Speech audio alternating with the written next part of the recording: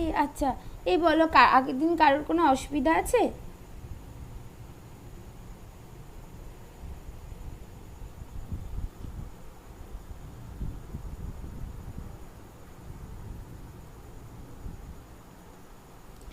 আচ্ছা, যদি অসুবিধা না থাকে তাহলে যেটা বলছিলাম, ওই মানে আজকে বেসিক্যালি যেটা বাকি ওই আজকে যা পড়িয়েছিলাম তারপর থেকে মাইসেলি, তারপরে সেখান থেকে মাইসেলি সংক্রান্ত কয়েকটা জিনিস, আর ওই মাইসেলাইজেশনের থার্মোডাইনামিক স্টেবিলিটি বা মানে আর কি মানে কতটা প্রসেসটা ফেভারেবল এইগুলো নিয়ে যা আর কি কথাবার্তা আর কি বাকি সেইগুলো, এটা বেশিক্ষণ লাগার কথা না, এটা হচ্ছে 1 নম্বর।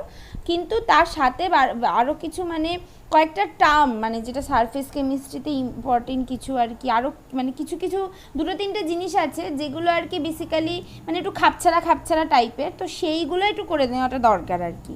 করলেই আজকে মোটামুটি মানে একটু পড়িয়ে দিলেই পুরো সারফেস কেমিস্ট্রি রিলেটেড মোটামুটি যতটা বলা উচিত মানে স্যার যতটা বলে তো সেটা পুরোটা শেষ হয়ে যাবে। তার সারফেস কেমিস্ট্রি মানে অ্যাডজর্পশন রিলেটেড, তারপরে হচ্ছে ওই সারফেস টেনশনটা পরদিন থেকে শুরু করতে হবে। এবার আমাকে স্যার যা বললো বেসিক্যালি তো এইটা ওই তোমাদের এদের জন্য ওই 6 সেমিস্টারদের জন্য। তো আমাকে স্যার বলছিল 6 সেমিস্টারদের পরীক্ষা নাকি পিছিয়েই গেছে, জুলাই এই আগস্ট ফাগস্টে হবে এরকম কিছু। তো তাহলে তো হ্যাঁ ম্যাম, আগস্টের বলছে ওই সেকেন্ড উইক থেকে, মানে 8 বা 10 ওই রকম কিছু থেকে শুরু হবে। হ্যাঁ সেটাই, তাহলে এবার কোলয়েরটা তো আমি বললাম যে কোলয়েরটা তো বেসিক্যালি বলার কিছু নেই, ওটা তোমরা বইটা দেখেই পড়ে নাও, ওই বইটা থেকেই মোটামুটি 10 ইয়ার সলভ করে নাও, ও তাহলেই হয়ে যাবে কোলয়ের কোনো কাজ লাগে না। আর এমনি হচ্ছে যেটা সারফেস টেনশনটা যেটা বাকি থাকছে, ওই সারফেস টেনশনটাকে 3 দিন 4 দিন ম্যাক্সিমাম লাগবে, সপ্তাহে 2 দিন করে পড়ালে 2 সপ্তাহতেই হয়ে যাবে, ওই জন্য ম্যাম, অসুবিধা। হ্যাঁ বলো। ম্যাম বলছি স্যার কি বলেছেন যে ওই মানে ফটোকেমিস্ট্রির ব্যাপারটা মানে পড়িয়ে দেওয়ার কথা কিছু বলেছেন? ওই যে তোমরা ওই আদার দেন সিউদের না না না ম্যাম, না, আমাদের ম্যাডাম। ও ফটোকেমিস্ট্রি মানে হচ্ছে ইলেকট্রনিক স্পেকট্রোস্কোপিটা। হ্যাঁ ম্যাম, ওই মানে ইলেকট্রনিক স্পেকট্রোস্কোপি পার্টটা, আর এদিকে মানে ম্যাম ওই ফটোকেমিস্ট্রি আমাদের একটা আলাদা পার্ট আছে। কি কি আছে বলো। ম্যাম ওই যেটা ওই ফার্স্টের যে পার্টটা মানে ওই দেখতে হবে তাহলে সিলেবাস। ফটোকেমিস্ট্রিতে স্যার বলছিল পড়িয়ে দিয়েছে তো নাকি? হ্যাঁ মানে স্যার জ্যামের সময় করিয়ে দিয়েছিলেন, দিয়ে স্যার বলেছিলেন যে তাহলে এখন একটু ভালো করে করিয়ে দেবো যেহেতু সময় আছে তোমাদের। ও সেটা কি এক্স্যাক্টলি, আমি যেটা জানি আদার দেন সিইউ যারা তাদের ওই দুটো হ্যাঁ ম্যাম, ওই স্পেকট্রোস্কোপি। ইলেকট্রনিক স্পেকট্রোস্কোপির যে ব্যাপারটা বলছিলেন ওই পার্টটাই বেশিটা বাকি আছে ওইখানটায়, মানে ওইটা একটা ক্লাসে স্যার তাড়াতাড়ি করে বলে দিয়েছিলেন, তো বলেছিলেন যে ওইটা পরে ভালো করে করিয়ে দেবো। ওই ফ্র্যাঙ্কন্ডন রুল টুল এইগুলো না? হ্যাঁ হ্যাঁ ম্যাম, ওইগুলো ওই ডায়াগ্রাম আঁকা ওইগুলো। ওই ইলেকট্রনিক স্পেকট্রোস্কোপি জ্যাবলন্সকি ডায়াগ্রাম ফায়াগ্রাম এগুলো বলেছে? হ্যাঁ ম্যাম, এইগুলো স্যার একটু শর্টে বলে দিয়েছিলেন, এইগুলো বলেছিলেন যে ভালো করে বলে দেবেন মানে এই সিস্টেমে পড়ানোর সময়। ও আচ্ছা আচ্ছা, ঠিক আছে, তাহলে আমি স্যারের সাথে একবার কথা বলে নিই। স্যার এমনি যেটা আমাকে বলেছিল যে ওই যারা আদার দেন সিইউ যাদের ওই দুটো আলাদা এক্সট্রা স্পেকট্রোস্কোপি যেটা আছে না, এনএমআর আর একটা যেন ইএসআর না ইপিআর কি একটা আছে, ওই দুটো স্যার বলেছিল পড়িয়ে দেবে। হ্যাঁ মানে স্যার একটু সুস্থ হলেই স্যার পড়িয়ে দেবে, তো স্যার বলছিল স্যার হয়তো আর 10-12 দিন 1 সপ্তাহের মধ্যে একটু একটু করে পড়ানো হয়তো শুরু করবে, সপ্তাহে একটা দুটো, তো সেই জন্য বলছিল যে তখন যদি আর কি তোমাদের কিছু দরকার হয় আর এমএসসিদের যদি এ হয় পড়াবে এরকম বলছিল আর কি। তো তখন যদি পড়াবে, আর এমনি এই তুমি যে পার্টগুলোর কথা বললে এইগুলো তো আমিই বলে দিতে পারবো, কারণ না ওই ওই ওই ওই ইএসআর আর এনএমআর যেগুলো ওইগুলো আমি সত্যি কথা বলছি আমিও জানি না মানে আমাদের সময় ছিল না তো, আর অর্গানিক ঘেঁষাই ছিল, আর অর্গানিকে তো আমি কোনোদিনই কিছু জানতাম না, ওই জন্য ওইগুলো আমারও পড়া হয়নি, সেই জন্য ওইগুলো স্যারকেই পড়াতে হবে। আর তুমি যেগুলো বললে এগুলো তো ঠিক আছে, এইগুলো আমি। না, মানে ম্যাম আমি যেগুলো বললাম এগুলো একবার আমাদের আনটাচ নয়, কিন্তু স্যার মানে যেহেতু তাড়াতাড়ি করে বলেছিলেন জ্যামের জন্য, ওর জন্য স্যার বলেছেন পরে একটু ভালো করে তাহলে বলে দেবো। হ্যাঁ তো এইটা আমি তাহলে ঠিক আছে, আমি তাহলে স্যারের সাথে একবার কথা বলে নিয়ে দেখছি তাহলে, যদি তাহলে একদিন করে বলে দেওয়া যায়, কেননা সারফেস টেনশন তো 3-4 দিনের বেশি মনে হয় না লাগে, তো সেইটা আর কি, এইটা হচ্ছে ব্যাপার। আর আজকের আর এই অ্যাবজর্পশনটা শেষ করে দিই, আর কোলারটা তোমরা নিজেদের মতো পড়ে নিও একটুখানি বই দেখে, আর বাকি তো সব হয়ে গেছে, ওটা আমি না একটুখানি বলে দেবো স্যারের সাথে একবার কথা বলে। আর পলিমারটা স্যার বললো যে কালকে স্যার যতটা পাঠিয়েছিল কালকে হচ্ছে আরও কিছুটা পাঠিয়ে দেবে। হ্যাঁ তারপরে হয়তো পরের সপ্তাহ থেকে স্যার হয়তো পলিমারটা পড়াতে পারে, কারণ পলিমারটা যেহেতু আমি পড়াতে পারছি না, তো কারণ পলিমারও আমাদের সময় ছিল না, বুঝেছো এবার। হ্যাঁ ম্যাম, কলেজেও পলিমারটা করাতে মানে ঠিকঠাক হচ্ছে না, পলিমারটা নিয়ে একটা অসুবিধা, কারণ ওটা তো একটা তো পেপার আছে আলাদা। হ্যাঁ হ্যাঁ কি বলছো?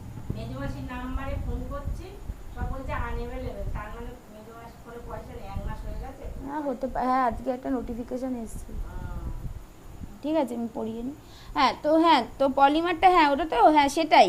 এবার পলিমারটা স্যার হয়তো ওই মানে স্যার নেক্সট উইক থেকে তো মনে হয় পড়াবে, যদি স্যারের শরীর সত্যি ততদিন একই রকম ভালো থাকে, তাহলে স্যার বলছিল পলিমারটাই পড়াবে আর কি। তো তখন যদি স্যার একটু পড়িয়ে দেয় এ করো, আর স্যার কালকে হয়তো আরও কিছুটা দিয়ে দেবে আর কি। তো এইগুলো আমাকে বলে দিতে বলেছিল, বললাম, তারপর দেখা যাক কী হয়, এরকম ব্যাপার। আর যেগুলো আমি পারবো সেগুলো আমি করে দেবো ওখানে, আমি 2 দিন করে পড়িয়ে করে দেবো ওখানে।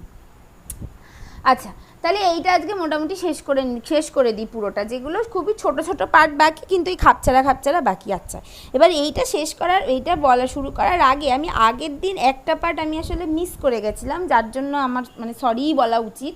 তো সেইটা আমি একটু সেইটা দিয়ে শুরু করি। হ্যাঁ, সেটা হচ্ছে ওই যেটা আর কি গিভস অ্যাডজর্পশন আইসোথার্মে যে এটা করেছিলাম তোমাদের হচ্ছে গিয়ে যে প্লটটা এঁকেছিলাম না, ওই CI/Z ভার্সেস জেডের যে প্লটটা এঁকেছিলাম, তো ওই প্লটে তো বলেছিলাম যে ওই মানে যে গিভস ডিভাইডিং সারফেস যেটা, সেই সারফেসটা যেখানে আছে, তো সেই অনুযায়ী তো মানে সারফেসটা কখন জিরো হবে, এই সারফেস এক্সেস কনসেন্ট্রেশনটা কখন 0 হবে, বা হচ্ছে তোমার হ্যাঁ কখন 0 হবে, কখন পজিটিভ হবে, কখন নেগেটিভ হবে, সেই জিনিসগুলো মানে আর কি বলা হয়নি।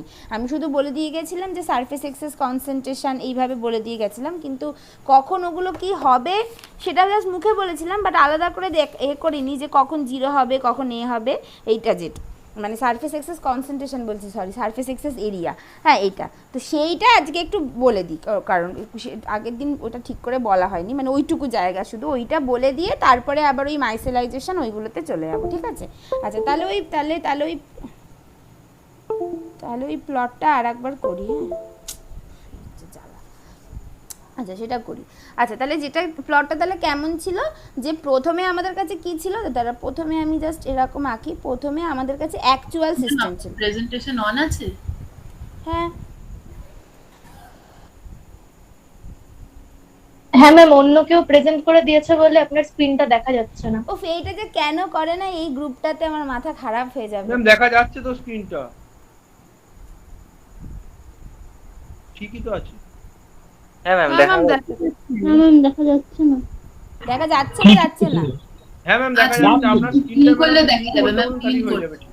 ও পিন করো তাহলে। আজকে আর কেউ এরকম করো না প্লিজ, এরকম কেউ উল্টোপাল্টা করো না, একেই এই সারফেস কেমিস্ট্রি আমার হেভি ম্যাম ম্যাম দেখা যাচ্ছে। আচ্ছা তাহলে এটা যেটা বলছিলাম যে তাহলে এই প্লটটা আর একবার রাখি। আচ্ছা আমাদের কাছে কী ছিল, প্রথমে আমাদের অ্যাকচুয়াল সিস্টেম ছিল, যে অ্যাকচুয়াল সিস্টেমে আমাদের বেসিক্যালি দুটো লিকুইড ছিল আর তার মাঝে একটা সারফেস ছিল, মানে যেটাকে আমরা বলছিলাম মানে একটা ডিভাইডিং, যেটাকে বেসিক্যালি ইন্টারফেস বলছিলাম। এবার সেখান থেকে কি করলাম যে মানে সেরকম একটা 3 ডাইমেনশনাল সারফেস থেকে আমরা কি করলাম, একটা মডেল সিস্টেম তৈরি করলাম, যেখানে দুটো ফেজই থাকছে, মানে ধরো দুটো ফেজ আছে, alpha phase and beta phase, দুটো লিকুইড ফেজ আছে, তার মাঝে একটা 2 ডাইমেনশনাল সারফেস তৈরি করছি, যে সারফেসটার নাম যে সারফেসটাকে বলা হয় গিভস ডিভাইডিং সারফেস, যেটাকে সিগমা দিয়ে দেখাবো। এবং এমনভাবে তৈরি করছি ওই সারফেসটাকে, যে ওই সারফেসের ভলিউমটা 0 হবে, সারফেসের একটা ফাইনাইট এরিয়া থাকবে, বা সারফেসের ভলিউমটা 0 হবে, এটা ছিল আমাদের ব্যাপারটা। তাহলে কেমন ছিল, যে এরকমভাবে একটা প্রথমে মডেল সিস্টেম ছিল, এই মডেল বলছি, একটা অ্যাকচুয়াল সিস্টেম ছিল, যার এইখানে একটা ইন্টারফেস ছিল, এইখানে একটা ইন্টারফেস ছিল, এটা ইন্টারফেস ছিল, এইটা হচ্ছে আলফা ফেজ আর এইটা বিটা ফেজ, এটা ছিল আমাদের অ্যাকচুয়াল সিস্টেম। আর সেখান থেকে আমরা একটা 2 ডাইমেনশনাল সারফেসের একটা মডেল সিস্টেম বানাচ্ছি, যেখানে এই মাঝখানে যে সারফেসটা সেটাকে বলছি 2 ডাইমেনশনাল, এবং সেই সারফেসটার এমনভাবে তৈরি করছি নিজেরা জোর করে, যাতে করে এর একটা ফাইনাইট এরিয়া আছে বাট ভলিউমটা 0, আর বাকি সব এক্সটেন্সিভ প্রপার্টি সেরকমভাবেই চেঞ্জ হচ্ছে। আর ইন্টেন্সিভ প্রপার্টি অ্যাকচুয়াল সিস্টেম আর মডেল সিস্টেমের ক্ষেত্রে ইন্টেন্সিভ প্রপার্টিগুলো একদম একই থাকছে, এক্সটেন্সিভ প্রপার্টি তো সেরকমভাবে চেঞ্জ চেঞ্জ হচ্ছে যেভাবে হওয়ার কথা, মানে এক্সটেন্সিভ প্রপার্টি এমনভাবে হচ্ছে যে total minus alpha plus beta, এরকমভাবে এক্সটেন্সিভ প্রপার্টিটা হচ্ছে, সেইভাবে তো থার্মোডাইনামিক্সটা করেছিলাম। এইটাকে বলেছিলাম গিবস ডিভাইডিং সারফেস। এইবার এইখানে যেটা বলেছিলাম যে এই যে গিবস ডিভাইডিং যে সারফেস, এইখানে যদি আমরা সলিউড অ্যাড করতে থাকি, সলিউড মানে আমাদের সলভেন্ট আছে হচ্ছে ওয়াটার, তার উপর যদি আমরা সলিউড অ্যাড করতে থাকি তাহলে দেখা যায় যে with the concentration of the solute এই সারফেসের যে সারফেস টেনশন যেটা সেটা চেঞ্জ হয়, মানে অন দ্য মানে depending on the nature of the solute, মানে সলিউটের সারফেসে থাকার প্রবণতা বেশি না বাল্কে থাকার প্রবণতা বেশি সেটার ওপর ডিপেন্ড করে, সারফেস এক্সেস এরিয়ার ওপর ডিপেন্ড করে, মানে the value of surface excess এরিয়ার ওপর ডিপেন্ড করে এই সারফেস টেনশনটা চেঞ্জ হয় এই গিবস ডিভাইডিং সারফেসে, সেটা বলেছিলাম।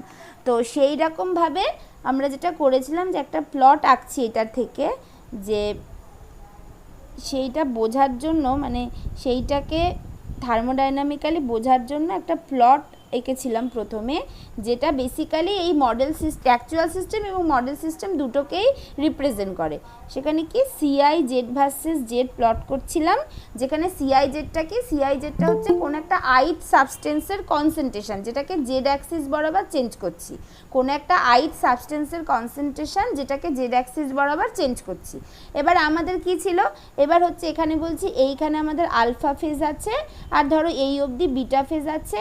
এবার এই অ্যাকচুয়াল সিস্টেমের ক্ষেত্রে যেটা সেটা একদম স্মুথলি চেঞ্জ হচ্ছে, অ্যাকচুয়াল সিস্টেমের ক্ষেত্রে সিআই জেডটা জেডের সাথে স্মুথলি চেঞ্জ হচ্ছে, এইটা অবধি ঠিক ছিল। আচ্ছা, এবার আমাদের মানে অ্যাকচুয়াল সিস্টেমে আমাদের করার কি করা উচিত, এইটুখানি হচ্ছে আমাদের আলফা ফেজ। তাহলে আমি যদি এইটার নাম দিই ধরো ও নাম দিচ্ছি আর এইটার আমি নাম দিচ্ছি এ, এটা হচ্ছে অ্যাকচুয়াল সিস্টেমে। আর অ্যাকচুয়াল সিস্টেমে আমার হচ্ছে বিটা ফেজ কোনটা, এইটা, তার মানে আমি এইটার নাম দিচ্ছি ধরো, এইটার আমি নাম দিচ্ছি ধরো হচ্ছে গিয়ে মানে আমি ডি নাম দিচ্ছি, আর এই জায়গাটা যেটা বলছি এই অবধি আমার হচ্ছে ই, আমি এটা নাম দিচ্ছি। তাহলে এইটা হচ্ছে আমার আলফা ফেজ অ্যাকচুয়াল সিস্টেম অনুযায়ী, আর এইটা হচ্ছে আমার বিটা ফেজ, এগুলো সব আগের দিন বলেছিলাম। আচ্ছা, এবার এইখানে এর কনসেন্ট্রেশন বলছি কোনো একটা আইথ ফিজিক্সের কনসেন্ট্রেশন সিআই আলফা, আর এখানে কোনো একটা আইথ ফিজিক্সের কনসেন্ট্রেশন সিআই বিটা, এটা হচ্ছে আমার অ্যাকচুয়াল সিস্টেমে। তাহলে এই মাঝখানে যে এ থেকে ডি যে এই জায়গাটা, এইটা হচ্ছে আমার গিবস ডিভাইডিং, এই মানে এমনি ইন্টারফেসটা হওয়ার কথা, ইন্টারফেস অ্যাকচুয়াল সিস্টেমে। এইবার আমি করছি এটাকে গিবস ডিভাইডিং সারফেসে মানে মডেল সিস্টেমে নিয়ে আসছি। তাহলে এইটা হচ্ছে আমার মডেল সিস্টেম। তাহলে এটাকে যদি আমি মডেল সিস্টেমে আনতে চাই তাহলে আমার কি করতে হবে, বাকি সব তো ঠিক আছে কিন্তু মডেল সিস্টেমে আমাকে কি করতে হবে যে গিবস ডিভাইডিং সারফেস যেটা তার কোনো ভলিউম থাকা চলবে না, ওর একটা ফাইনাইট এরিয়া আছে বাট ও কোনো জায়গা নিতে পারবে না, ওর কোনো ভলিউম থাকা যাবে না। তার মানে সেটা কি হবে, তার মানে এই সারফেসটার ভলিউমটাকে একদম জিরো করে দিতে হবে। তার মানে সেইটাকে আমি কিভাবে জিরো করছি, আমি ধরো এটাকে এমনভাবে গিবস ডিভাইডিং সারফেসটা এখান থেকে তৈরি করছি, এইভাবে এখান থেকে তৈরি করলাম, সেইটার নাম দিলাম আমি বি। তাহলে এখন কি হয়ে গেল, আগে অ্যাকচুয়াল সিস্টেমে আমার এইটা ছিল, এই দিকটা ছিল আর এই দিকটা ছিল, আর এখন আমি মডেল সিস্টেম করার জন্য এইখানে জিনিসটাকে ডিভাইডিং সারফেসটাকে এইভাবে তৈরি করলাম। তৈরি করার ফলে তাহলে এখন আমার মডেল সিস্টেমের জন্য আমার আলফা ফেজটা তার মানে কতটা হয়ে যাবে, এতটা, আর এই দিকে আমার বিটা ফেজটা কতটা হয়ে যাবে, এতটা, এরকম হয়ে গেল।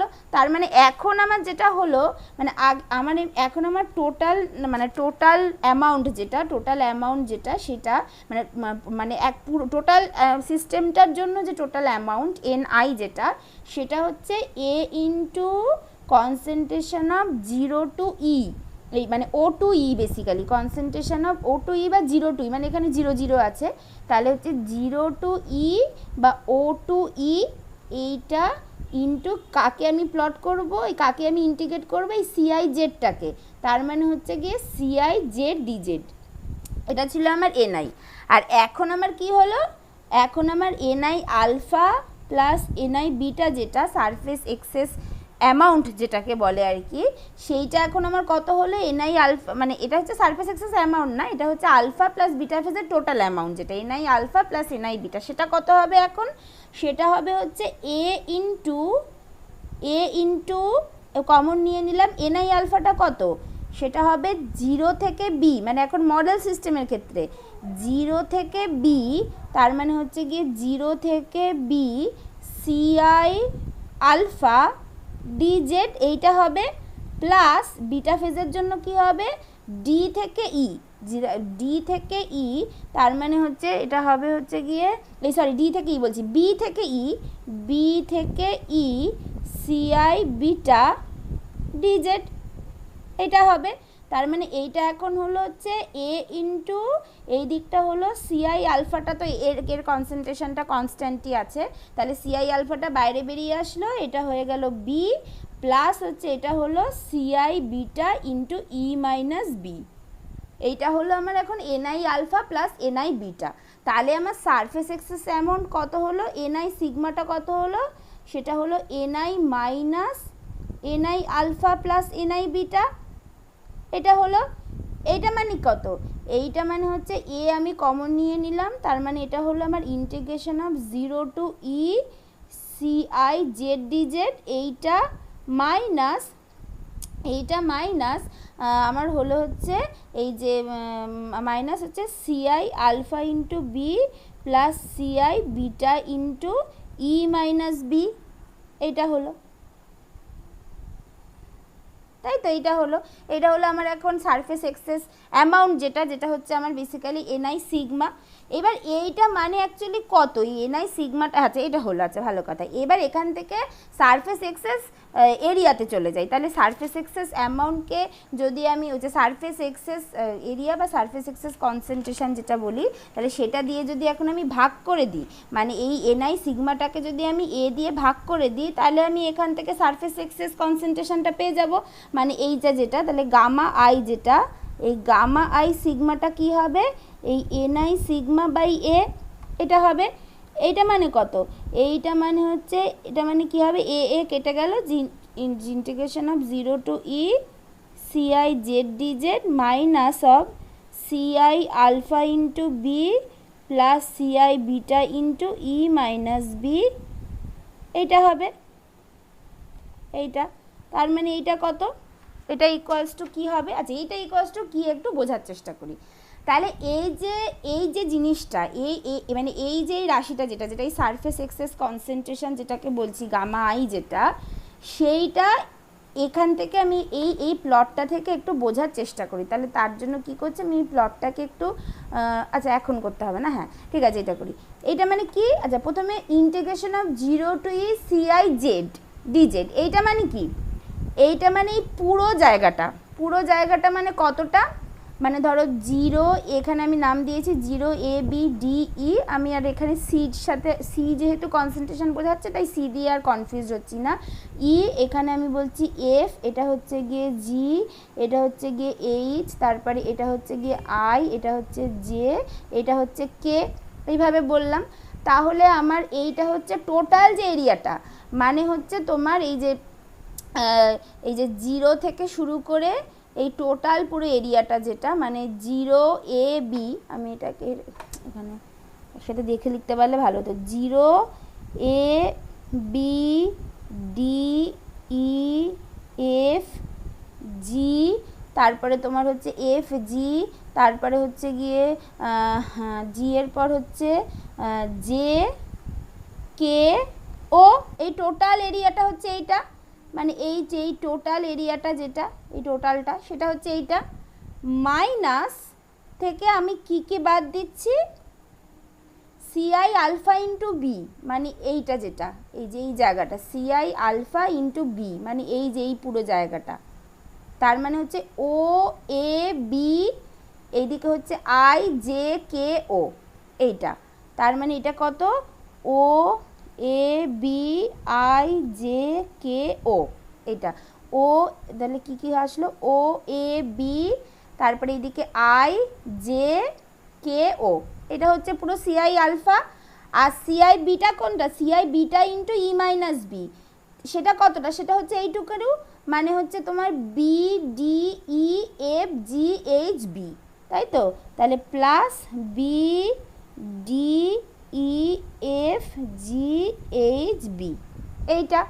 তার মানে টোটাল জায়গাটা থেকে আমি মাইনাস করছি এই এরিয়াটা প্লাস এই এরিয়াটা, তার মানে অ্যাকচুয়ালি আমার মানে বাদ হচ্ছে কত, অ্যাকচুয়ালি আমার মাইনাস হচ্ছে কত, এইটা থেকে এই জায়গাটা, মানে অ্যাকচুয়ালি মাইনাস হচ্ছে যেটা সেটা কিন্তু হচ্ছে আমার এই জায়গাটা থেকে, মানে যদি মানে আমার কাছে এই টোটাল এরিয়াটা আছে সেটা থেকে আমি বাদ দিচ্ছি এইটা মাইনাস এইটা, তার মানে আমার অ্যাকচুয়ালি বাদ হচ্ছে এই জায়গাটা থেকে, এইটা থেকে মাইনাস দিস, এইটা আমার বাদ হচ্ছে, ঠিক আছে। তার মানে অ্যাকচুয়ালি এইটা মানে আমার কি দাঁড়িয়েছে, এইটা মানে অ্যাকচুয়ালি আমার দাঁড়িয়েছে যে এই লাল জায়গাটা যেটা দিলাম সেইটা মাইনাস, মানে সেইটা মাইনাস, এইটা হচ্ছে মাইনাস নীল জায়গাটা, এইটা, ঠিক আছে। এইটা বাদ হচ্ছে। এইবার এইখানে এই বি বরাবর তো আমার গিভস ডিভাইডিং সারফেসটা আছে। এবার এইখানে আমি সারফেসটাকে এমনভাবে নিয়েছি, যদিও আমার ছবিটা আঁকাটা খুব অ্যাসিমেট্রিক হয়েছে, খুব বাজে হয়েছে, বাট এইখানে আমি এটাকে এমনভাবে নিয়েছি যে এই লাল জায়গাটা নীল জায়গাটাকে দেখতে একই রকম লাগছে, তাই না? তার মানে একই এরিয়ার মানে একই পরিমাণ মনে হচ্ছে, তার মানে এমনভাবে নিয়েছি যে এইটা 0 হয়ে যাচ্ছে গিভস ডিভাইডিং সারফেসটা। এইবার যদি এই বি এর পজিশানটা যদি আমি ধরো এই হচ্ছে গিয়ে বাঁ দিকে সরালাম, তার মানে লাল জায়গাটা বেড়ে যাবে, তাহলে আর এই নীল জায়গাটা কমে যাবে, আর আমার তার মানে এটা পজিটিভ হয়ে যাবে। আর যদি বিটাকে আমি ডান দিকে সরাই তাহলে লাল জায়গাটা কমে যাবে, নীল জায়গাটা বেড়ে যাবে, তখন এটা নেগেটিভ হয়ে যাবে, ঠিক আছে। এই রকমভাবে গিভস ডিভাইডিং সারফেসের ওপর ডিপেন্ড করে আমার এই মানে এই সারফেস এক্সেস এরিয়াটা যেটা, সারফেস এক্সেস কনসেন্ট্রেশন যেটাকে হচ্ছে আমরা এই গামা আই সিগমা দিয়ে যেটা দেখাচ্ছি, সারফেস এক্সেস কনসেন্ট্রেশন যেটা, এইটা পজিটিভ হবে, নেগেটিভ হবে, বা হচ্ছে কি 0 হতে পারে, ঠিক আছে। তাহলে যদি আমরা এই বি পজিশনটাকে কি বললাম, যদি আমরা বাঁ দিকে সরাই, যদি বাঁ দিকে মুভ করি, তাহলে আমার এটা পজিটিভ হবে গিভস ডিভাইডিং মানে সারফেসটা। আর যদি এদিকে সরাই মানে গিভস ডিভাইডিং সারফেস মানে সারফেস এক্সেস কনসেন্ট্রেশন যেটা, সেটা আমার পজিটিভ হবে। আর যদি এটাকে ডান দিকে সরাই তাহলে এই সারফেস গামা আই সিগমাটা যেটা সেটা নেগেটিভ হবে। আর যদি বিতে রেখে দিই, যদি এমনভাবে রাখি যে দুটো এরিয়া ইকুয়াল হচ্ছে, তাহলে এই গামা আই সিগমা যেটা সেটা 0 হবে, ঠিক আছে। বুঝতে পেরেছি?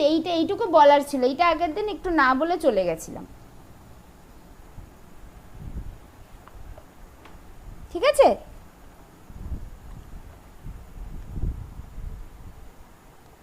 হ্যাঁ ম্যাম। হ্যাঁ এটা হলো, ঠিক আছে। এইটুকু একটুখানি ছিল, তো এইটার জন্য আর কি একটু হলো। আচ্ছা, এটা হলো ব্যাপার। আচ্ছা, তাহলে এরপর যেটা দেখেছিলাম যে ফাইনালি আমাদের ওই গিভস ডিভাইডিং সারফেস করে আমাদেরকে কি আমাদের কেমন এসেছিল, এই গিভস ডিভাইডিং সারফেস বলছি গিভস অ্যাডসর্পশন আইসোথার্মটাকে মানে ডিরাইভ করে আমাদের জিনিসটা কেমন এসেছিল, এই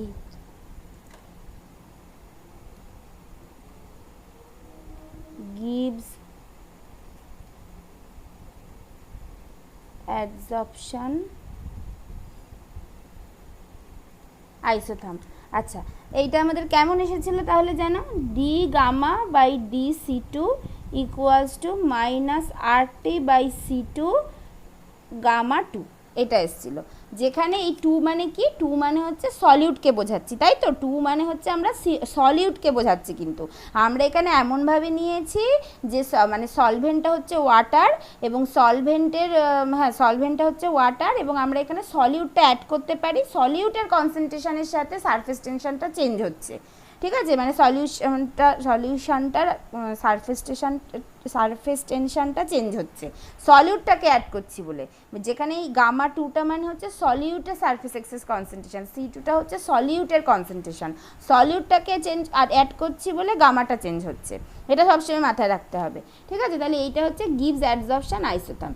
এইবার এখানে আমাদের প্রশ্ন, এবার আমাদের এখানে কতগুলো জিনিস পড়তে হয়েছিল, যে কতগুলো জিনিস মাথায় রাখতে হয়েছিল, যে গামা 2টা কার ক্ষেত্রে কেমন হয়। তো গামা 2টা কোন মলিকুলের ক্ষেত্রে কেমন হয় সেটা দেখতে গিয়ে আমরা দেখেছিলাম 3 টাইপস অফ মলিকুল আছে, type 1, type 2 and type 3। Type 1 হচ্ছে যেগুলো বেসিক্যালি ইনঅর্গানিক সল্ট, যেমন হচ্ছে NaCl বা KCl, এই টাইপ অফ ইনঅর্গানিক সল্ট যেগুলো, সেগুলোর ক্ষেত্রে দেখা গেছিলো যে মানে বেসিক্যালি ওরা সারফেসে থাকতেই চায় না, মানে সারফেসে থাকতে চায় না, ওরা বাল্কে চলে যেতে চায়, এবং বাল্কে চলে যেতে চায় বলে মানে বেসিক্যালি ওদের যেটা মানে সারফেস এক্সেস তো ওদের আর হচ্ছে না, মানে ওদের বেসিক্যালি ডেফিসিয়েন্ট হয়ে যাচ্ছে, মানে ওরা সারফেসে তো থাকতেই চায় না, বাল্কে চলে যেতে চায়, তার সেই জন্য এদের এই গামা 2 যেটা সেটা হচ্ছে বেসিক্যালি নেগেটিভ হয়ে যাচ্ছিলো, কারণ ওদের আর কি মানে ডেফিসিয়েন্ট হচ্ছে, ওদের তো এক্সেস ব্যাপারটা তো নেই, তার মানে গামা 2টা নেগেটিভ হয়ে যাচ্ছিলো, আর এখানে অলরেডি একটা নেগেটিভ আছে যে জন্য মাইনাসে মাইনাসে প্লাস হচ্ছিলো, সেই জন্য ওইগুলোর ক্ষেত্রে দেখা যাচ্ছিলো যে C2 বাড়ালে গামাটা বাড়ছে, এটা হয়েছিল।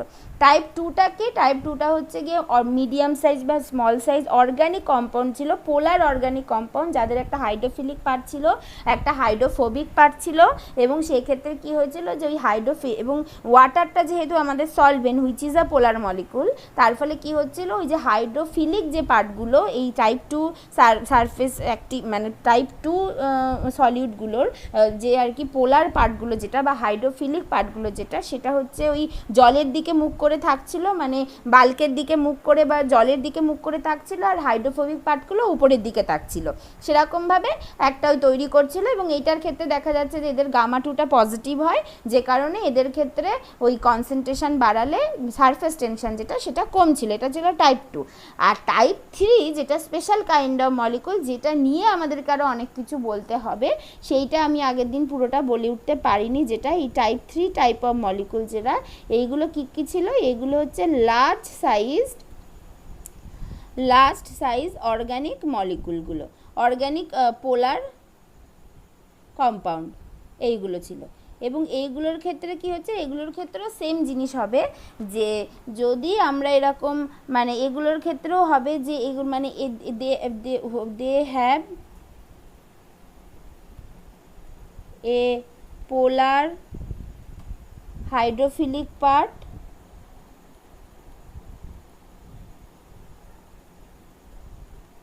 and non-polar hydrophobic part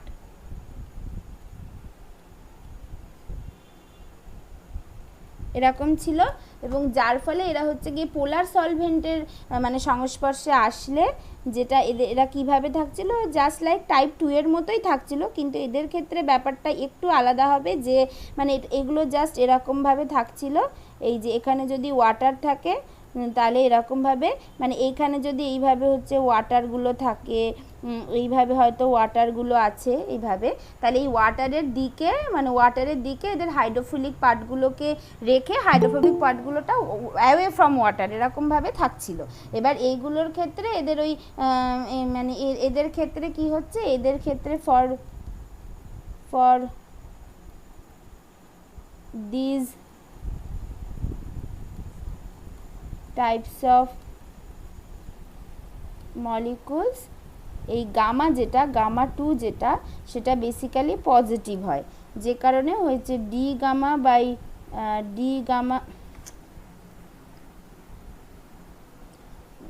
gamma by C2 যেটা সেটা হচ্ছে নেগেটিভ হবে, যে কারণে ওই গামাটা C2টা বাড়ালে গামাটা কম ছিল, এরকম হয়। কিন্তু এবার এইটার ক্ষেত্রে এইগুলোর মলিকুলের ক্ষেত্রে দেখা যায় যে প্রথম কথা হচ্ছে মলিকুলগুলো সাইজে অনেকটা বড়, যে প্রথমেই বলেছি সাইজে বড় হওয়ার জন্য এই মলিকুলগুলোর খুব তাড়াতাড়ি করে সারফেসটাকে অকুপাই করে ফেলে।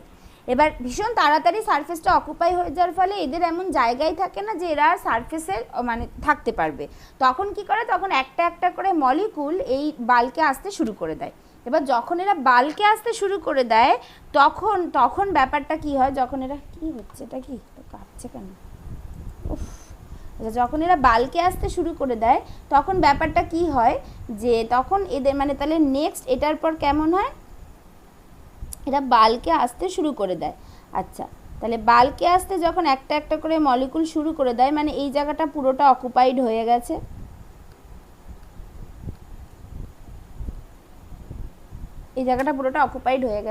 এবার একটা করে মলিকুল বাল্কে আসছে, আসার পর এইরকমভাবে এক একটা সলভেন্ট কেজ তৈরি করে। মানে এরা যেহেতু যখনই বাল্কে আসতে শুরু করে দেয় তখন এদের যেহেতু একটা পোলার পার্ট আছে একটা নন পোলার পার্ট আছে, আর আর আমরা যে সলভেন্টটা ইউজ করছি সেটা পোলার সলভেন্ট, সেই তখন কি হয়, তখন এই অনেকগুলো ওয়াটার মলিকুল একসাথে ঘিরে একটা একটা করে এই এই এই সলিড মলিকুলকে ট্র্যাপড করে ফেলে, ট্র্যাপড করে করে মানে একটা সলভেন্টকে যে একটাই সলিড মলিকুল থাকতে পারে, তাহলে করে এরকমভাবে সলভেন্ট কেজ তৈরি করে, সলভেন্ট কেজ তৈরি করে, যে সলভেন্ট কেজটাকে এইগুলোকে সলভেন্ট কেজ বা আইসবার্গও বলা হয়, তাহলে এগুলোকে সলভেন্ট কেজ, এরকম করে সলভেন্ট কেজ তৈরি করে এইগুলো, যে একটা সলভেন্ট কেজে অনেকগুলো ওয়াটার মলিকুল কিন্তু ইনভলভ আছে, কিন্তু একটা করেই সলিউট মলিকুল আছে একটা সলভেন্ট কেজে। এইবার একটা সময় পর কি হয় যে এই সলভেন্ট কেজগুলো বাল্কে অকুপাই মানে থাকতে থাকতে থাকতে থাকতে বাল্কেও এক সময় আর জায়গা থাকে না, তখন কি হয়, তখন হচ্ছে আসল ঘটনাটা ঘটে, যে বাল্কেও যখন আর মানে প্রায় বাল্কের জায়গাও ফুরিয়ে আসতে চলেছে, তখন যেটা হয় এই সলভেন্ট কেজগুলো ভেঙে যায়, সলভেন্ট কেজগুলো ভেঙে গিয়ে একটা করে বড় করে একটা অ্যাগ্রিগেট তৈরি করে, যে অ্যাগ্রিগেটে দেখা যায় যে এই পোলার পার্টগুলো জলের দিকে হয়ে থাকে আর নন পোলার পার্টগুলো ওই অ্যাগ্রিগেটের কেন্দ্রের দিকে থাকে, এবং সেই রকমই একটা অ্যাগ্রিগেটকে তখন বলা হয় মাইসেলি, তখন সেই একটা অ্যাগ্রিগেটকে বলা হয় মাইসেলি। তখন সেইটার ক্ষেত্রে কি হয়, তাহলে নেক্সট স্টেপে যে এগুলো তো এরকমভাবে ভর্তি হয়েই আছে অ্যাজ ইউজুয়াল, এটা আছে, আর এইটা যেটা হয় যে এরকমভাবে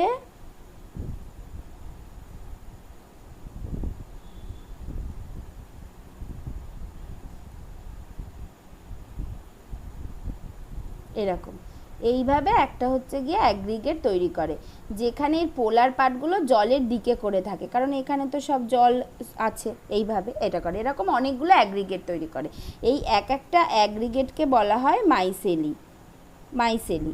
আর এই যে কনসেন্ট্রেশনের যে মানে যে কনসেন্ট্রেশনের পর থেকে এই মাইসেলাইজেশনটা শুরু হয়, মানে সলিউটটা অ্যাড করতে করতে করতে করতে কোনো একটা পার্টিকুলার কনসেন্ট্রেশন মানে particular amount of solid add করার পর থেকেই এই মাইসেলাইজেশনটা শুরু হয়ে যায়, যার পরে গামাটা ফিক্সড হয়ে যায়, যার পর থেকে সেই কনসেন্ট্রেশনটাকে বলা হয় ক্রিটিক্যাল মাইসেলি কনসেন্ট্রেশন, ক্রিটিক্যাল মাইসেলি কনসেন্ট্রেশন বা সিএমসি।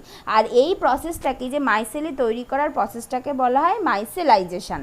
ঠিক আছে, এইগুলো আগের দিন মোটামুটি বলেছিলাম, আজকে আর একবার একটু ভালো করে বললাম। তাহলে প্লটটা আমার কেমন দেখতে হয় সেটা এখানে একটা বলে লিখ করে দিই।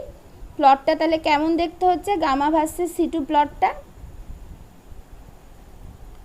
এটা গামা, এটা C2, এইটা ধরো মোটামুটি হচ্ছে গিয়ে জলের যদি হয় সারফেস টেনশন হয়, তাহলে টাইপ 1 মলিকুলগুলো এরকম হয়, টাইপ 2 মলিকুলগুলো লিনিয়ারও বলতে পারো বা কিছুটা নন লিনিয়ারিটিও থাকে, এটা এরকমভাবে এসে একটা সার্টেন টাইপের পর থেকে কনসেন্ট্রেশন হয়ে যায়। এই যে এই কনসেন্ট্রেশনটা যেটা, এইটাই হচ্ছে বেসিক্যালি সিএমসি, যেখানে মাইসেলাইজেশনটা শুরু হয়। আর এইটা হচ্ছে গিয়ে বেসিক্যালি এই টাইপ 3, এইটা হয় হচ্ছে গিয়ে টাইপ 2, আর এইটা হচ্ছে গিয়ে টাইপ 1, এইটা এরকম একটা প্লট দেখা যায়। তাহলে মাইসেলি বা মাইসেলাইজেশন জিনিসটা কি হলো সেটাকে মানে যেহেতু এগুলো বইতে খুব ভালো করেই আছে, সেই জন্য বেশি লিখে টাইম ওয়েস্ট করে লাভটাই বা কী, হ্যাঁ, তাও আমি আর কি অল্প করে লিখে দিচ্ছি। তাহলে এখানে কি হচ্ছে যে if addition of surfactant molecule, আর একটা কথা হচ্ছে এই যে টাইপ 3 টাইপ যে সলিউটগুলো সেইগুলোকে বলা হয় সারফ্যাক্ট্যান্ট বা সারফেস অ্যাক্টিভ এজেন্ট, কারণ এইগুলো দিলে মানে এইগুলো অ্যাড করার ফলে সলিউশনের সারফেস টেনশন মানে বা হ্যাঁ সলিউশনের সারফেস টেনশন যেটা সেটা হচ্ছে ভীষণ র্যাপিডলি ডিক্রিজ করে। সেই জন্য যে সমস্ত সলিউট অ্যাড করলে সলিউশনের সারফেস টেনশন খুব র্যাপিডলি ডিক্রিজ করে, সেই সমস্ত সলিডগুলোকে বলা হয় সারফ্যাক্ট্যান্ট মলিকুল বা সারফেস অ্যাক্টিভ এজেন্ট, ঠিক আছে। তাহলে if addition of surfactant molecules is continued after certain concentration, they have to come in the bulk as the surface is already occupied. In the bulk, few number of 10 to few hundreds surfactant molecule will form a small aggregate where the polar heads are exposed towards the bulk that is water solvent, and the hydrophobic parts will be directed towards the center of the aggregates. এটা হবে তাহলে this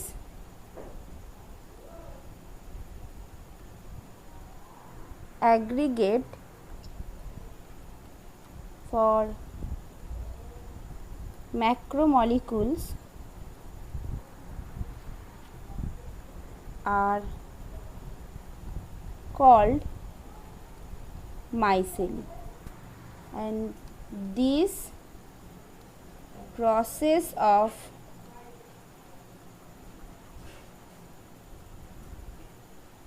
aggregation is called micellization, and the concentration at which this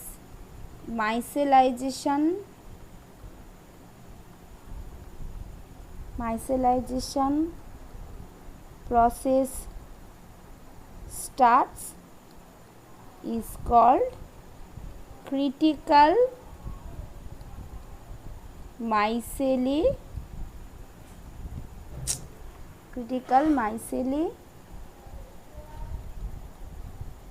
concentration বা CMC. এইটা ঠিক আছে, এই হচ্ছে total মাইসেলির ব্যাপার।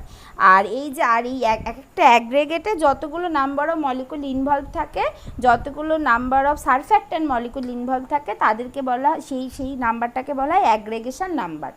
ঠিক আছে এটা। তাহলে এবার এই মাইসেলে যে তৈরি হচ্ছে, এটা তো থিওরিটিক্যালি আমরা বললাম, তার এর এক্সপেরিমেন্টাল এভিডেন্স কি, এক্সপেরিমেন্টালি জিনিসটাকে আর কি মানে তার একটা প্রুফ থাকতে হবে, তা নাহলে তো লোকে মেনে নেবে না, এটাই সবসময় হয়। তো তাহলে এবার তাহলে দেখা যাক এক্সপেরিমেন্টাল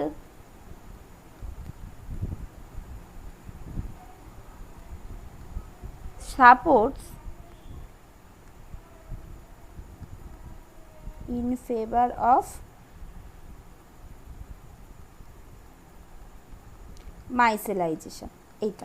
এটা কি? আচ্ছা, এটার হচ্ছে 1 নম্বর ব্যাপার হচ্ছে তোমার প্রথমত হচ্ছে কলিগেটিভ প্রপার্টি।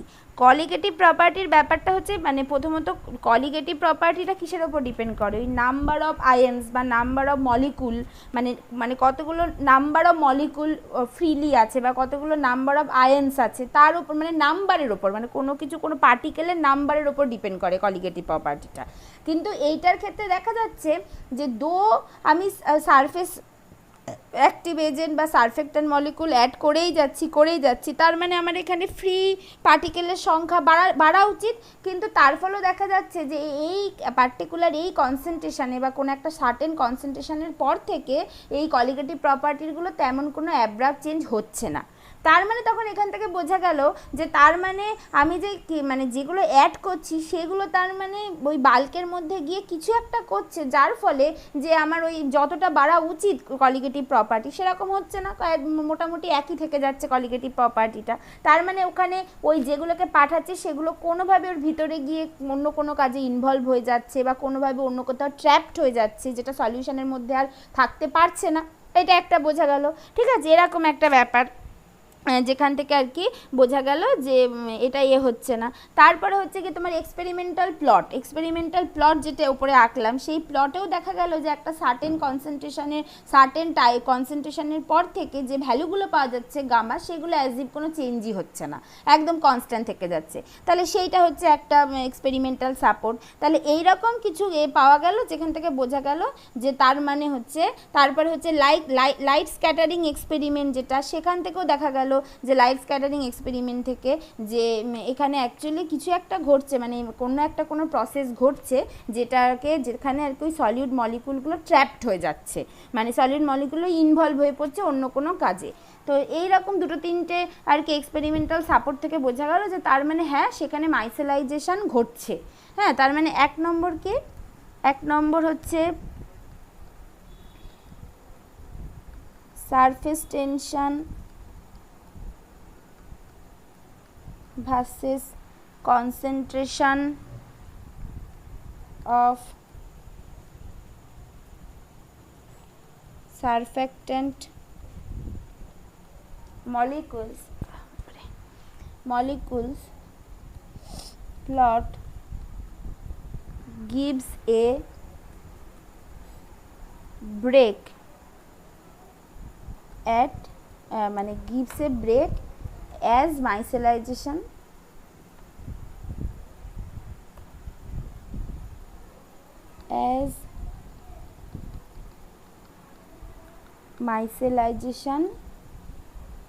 starts। এখান থেকে এটা দেখা গেল, তার মানে সেখান থেকে this concentration at which this breaks happens is called CMC। তার মানে ওই ব্রেক থেকে বোঝা গেল যে তার মানে এখানে কিছু একটা ঘটছে। এবার কি ঘটছে সেটা কি করে বোঝা গেল, সেটা হচ্ছে কলিগেটিভ প্রপার্টির ভ্যালু থেকে। Colligative property like relative lowering of vapor pressure, তারপরে হচ্ছে relative lowering of vapour pressure, তারপরে এলিভেশন অফ বয়লিং পয়েন্ট, তারপরে ডিপ্রেশন অফ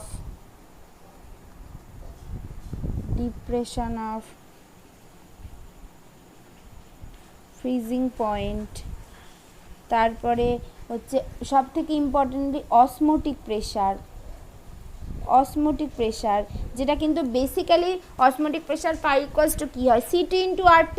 তাহলে C2টা বাড়াচ্ছি মানে আমার অসমোটিক প্রেশার এখানে হাইলি বাড়া উচিত, কিন্তু সেটা বাড়ছে না, ঠিক আছে, এরকম একটা জিনিস আর কি দেখা গেল।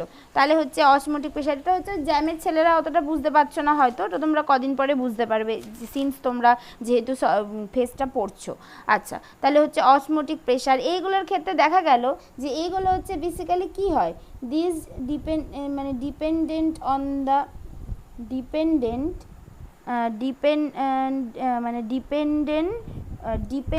ঠিক করে বাবা ইংরাজি কী হচ্ছে, মানে এইটা বেসিক্যালি কি হলো যে এগুলো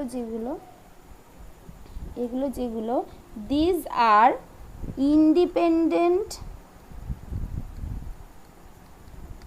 of nature of solute and depends depends only on the number of particles এইটা। এবার when micellization starts, number of particle do not change, my number of particles do not change appreciably, and hence it shows no change in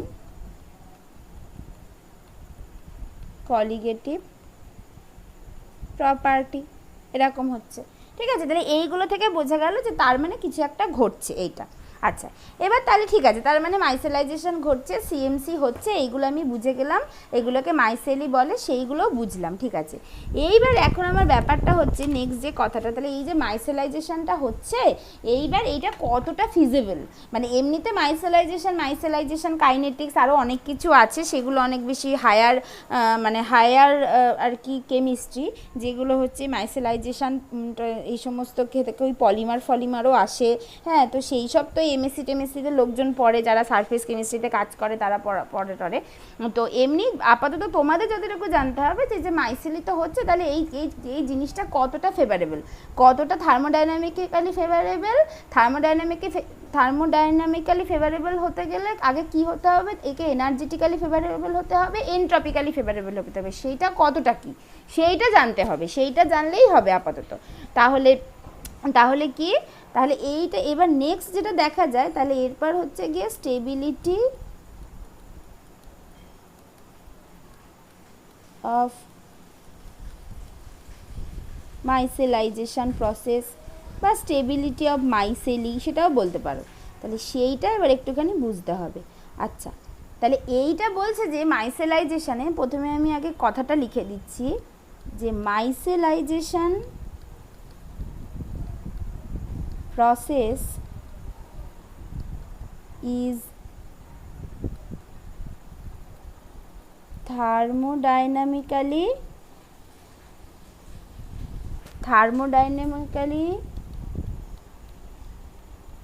favorable as it is entropically favorable, but it is energetically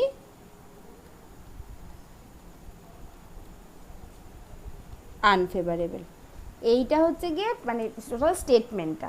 তাহলে এটার ব্যাপারটা actually এখানে কি হচ্ছে, যে তার মানে এখানে কি হচ্ছে এই ব্যাপারটা, যে এইটা থার্মোডাইনামিক্যালি ফেভারেবল কথাটার মানে কি, তার মানে ডেল্টা জিটা হচ্ছে লেস দ্যান 0, বাট এবার আর এনট্রপিক্যালিও ফেভারেবল, তার মানে ডেল্টা এসটা greater than 0 but energetically unfavourable, delta এইচটা হচ্ছে গিয়ে গ্রেটার দ্যান 0, মানে ডেল্টা এইচটা লেস দ্যান 0 হলে এনার্জেটিক্যালি ফেভারেবল হওয়া উচিত।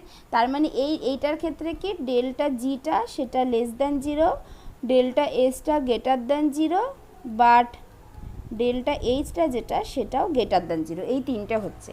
আচ্ছা, এবার আমি বললাম যে এটা তো কলিগেটিভ প্রপার্টিকে চেঞ্জ করছে না, নাম্বার অফ পার্টিকেলে চেঞ্জ হচ্ছে না, তাহলে এটা এনট্রপিক্যালি কী করে ফেভারেবল হলো। আচ্ছা, এইখানে যে ব্যাপারটা হচ্ছে, যেটা বলছিলাম যে প্রথমে যখন আমার সারফেসটা ভর্তি হয়ে যাচ্ছে, তখন একটা একটা করে সারফেস অ্যাক্টিভ এজেন্ট যেগুলো, সেগুলো আমার বাল্কে আসা শুরু করে বাল্কে যখন আসছে তখন বেসিক্যালি সলভেন্ট কেজ তৈরি করছে, তাই না? সলভেন্ট কেজ তৈরি করছে মানে কি, মানে এক একটা সলভেন্ট কেজে একটাই করে সলিউট মলিকুল আছে, কিন্তু অনেকগুলো করে ওয়াটার ওর মধ্যে ইনভলভ আছে, কিন্তু সেইটা একটা ব্যাপার। এবং এই একটা সলভেন্ট কেজের মধ্যে যে একটা মলিকুল, একটা যে সলিড মলিকুল, সেইটাকে যে ওয়াটারগুলো ঘিরে রেখেছে, কি করে ঘিরে রেখেছে, তার কারণ হচ্ছে ওয়াটারগুলো পোলার, আর সলিড মলিকুলটারও একটা পোলার পার্ট আছে। তো যেইভাবে পোলার ইন্টারাকশানের জন্য মানে জিনিসটা স্টেবিলিটি পাচ্ছে ওখানে, আর অনেকগুলো ওয়াটার মলিকুল মিলে যে ওটাকে ঘিরে রেখেছে, সেই ওয়াটার মলিকুলগুলোর মধ্যে একটা হাইড্রোজেন বন্ডিং ইন্টারাকশান থাকছে, যে কারণে ওটা স্টেবিলিটি পাচ্ছে। তারপরে একটা সময় পর বাল্কটাও ভরে যাচ্ছে, তখন কি হচ্ছে, তখন একটা একটা করে মাইসেলি তৈরি হচ্ছে, অ্যাগ্রেগেট তৈরি হচ্ছে। তার ফলে এটার মানে কি হলো, তার মানে আগে কি ছিল, আগে একটা সলভেন্টকে যে একটা সলিউট মলিকুল ছিল আর তাকে ঘিরে অনেকগুলো ওয়াটার মলিকুল ছিল, তার ফলে ওখানে কিন্তু অনেকগুলো ওয়াটার মানে ওখানে আর কি তোমার ট্র্যাপড হয়েছিল, অনেকগুলো ওয়াটার ওই কাজটাতে ইনভলভ হয়েছিল। কিন্তু এখন যে মাইসেলি তৈরি হতে শুরু করলো, তখন কিন্তু ওই অনেক এক একটার জন্য যে অনেকগুলো ওয়াটার, সেই ব্যাপারটা থাকলো না। তখন ওই যে ওয়াটার মলিকুলগুলো সেগুলো কিন্তু ফ্রি হয়ে গেল, তার বদলে অনেকগুলো সলিউট মলিকুল মিলেই একটা অ্যাগ্রেগেট তৈরি করলো এবং ওয়াটারটা কিন্তু ফ্রি হয়ে গেল, ওয়াটারগুলো। তাহলে এই যে ওয়াটার মলিকুলগুলো ফ্রি হয়ে যাচ্ছে, তার মানে এনট্রপিটা বাড়ছে। তার মানে যখনই আগের রেসপেক্টে যখনই মাইসেলাইজেশনটা শুরু হচ্ছে, সাথে সাথে সলভেন্টকে যে ইনভলভ যে ওয়াটার মলিকুলগুলো সেগুলো ফ্রি হয়ে যাচ্ছে। যেই ফ্রি হয়ে যাচ্ছে তার মানে এনট্রপি অফ দ্য সলিউশন বেড়ে যাচ্ছে। এবার এনট্রপি এনট্রপি বেড়ে যাচ্ছে, এইটা হলো। তাহলে এইভাবে এনট্রপিটা বাড়ছে। আর এনথালপিটা কি করে বেড়ে যাচ্ছে, মানে এনার্জেটিক্যালি কি করে আনফেভারেবল হচ্ছে, সেটা হচ্ছে ওই যে ওয়াটার মলিকুলগুলো যেগুলোর মধ্যে হাইড্রোজেন বন্ডিং ইন্টারাকশন হয়ে ওরা স্টেবিলিটি পাচ্ছিল, এখন ওয়াটার মলিকুলগুলো ফ্রি হওয়ার জন্য ওই হাইড্রোজেন বন্ডিং ইন্টারাকশনটা ছেড়ে মানে হয়ে যাচ্ছে, ইন্টারাকশনটা ভেঙে যাচ্ছে, যার ফলে এনার্জি বেড়ে যাচ্ছে সিস্টেমে। ঠিক আছে, কিন্তু এমনভাবে পুরো জিনিসটা হচ্ছে, এনট্রপিটা এতটা বাড়ছে এবং কোনো একটা লোয়ার টেম্পারেচারে হবে না, কোনো একটা পার্টিকুলার টেম্পারেচার, যে টেম্পারেচারে রাখতে হবে, এবং সেই টেম্পারেচার এনট্রপিটা এতটা বাড়ছে যে ডেল্টা এইচটা গ্রেটার দ্যান 0 হওয়ার পরও ডেল্টা জিটা নেগেটিভ হয়ে যাচ্ছে। তার মানে ব্যাপারটা কি, এই যে ডেল্টা জি যেটা, সেটা হচ্ছে basically delta H minus T delta S, এইটা। এবার ডেল্টা এইচটা আমি পজিটিভ বলে দিলাম, তার মানে ডেল্টা এইচটা পজিটিভ, তার মানে ডেল্টা এসটা এতটা বাড়ছে কোনো একটা পার্টিকুলার টেম্পারেচারে, অবশ্যই টেম্পারেচারটা খুব লো হওয়া চলবে না, মোটামুটি একটা অর্ডিনারি টেম্পারেচার, ধরো 300 কেলভিন বা এরকম কিছু, সেইটার ক্ষেত্রে ডেল্টা এসটা এতটা বেশি হচ্ছে যে টি ইন্টু ডেল্টা এস এর মডিউলাস যেটা, সেটা বেশি হচ্ছে যান ডেল্টা এইচ, এবং এইটা বেশি হওয়ার জন্য ডেল্টা জিটা নেগেটিভ হয়ে যাচ্ছে। মানে এখানে কি হচ্ছে, টি ইন্টু ডেল্টা এস এর মডিউলাস যেটা, সেটা greater than modulus of delta H হচ্ছে, যার ফলে ডেল্টা জিটা যেটা, সেটা নেগেটিভ হচ্ছে এবং এটা এনার্জেটিক্যালি ফেভারেবল হচ্ছে। ঠিক আছে, এইরকমভাবে মাইসেলিটা ওই এনার্জেটিক্যালি ফেভারেবল হচ্ছে।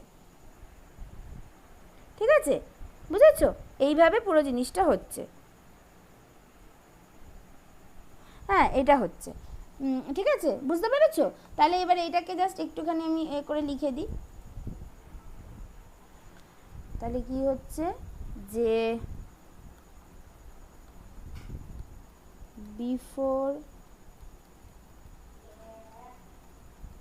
মাইসেলাইজেশন,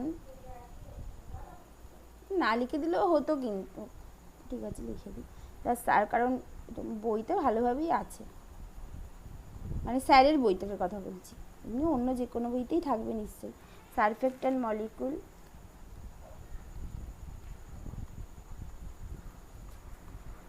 which come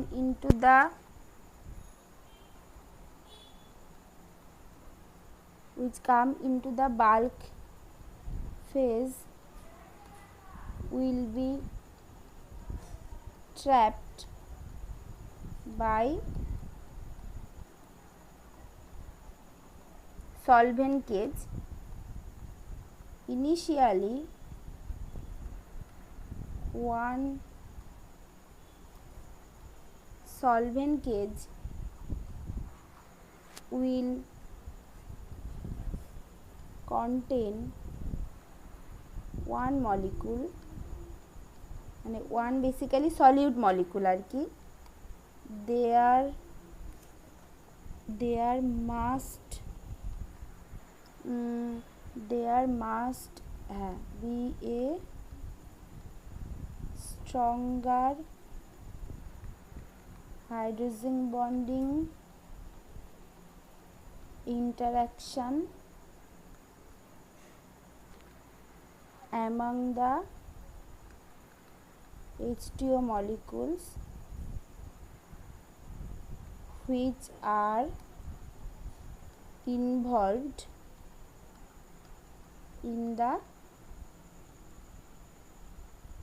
cage. As concentration increases, a huge number of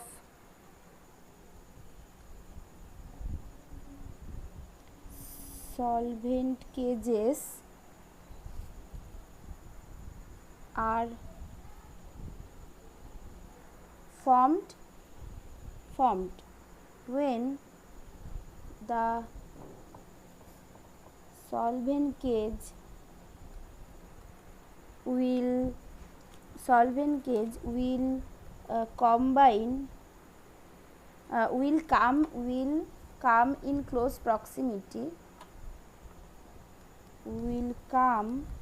in close proximity several cages will come to form a large aggregate, and the micelle is formed. Due to this process,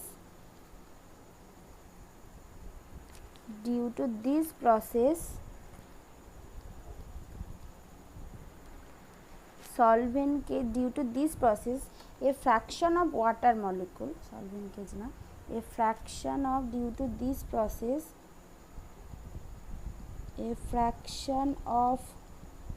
water molecule, molecules will be free from solvent cages, and hence entropy of the system increases, এটা হচ্ছে, and consequently the hydrogen bonding interaction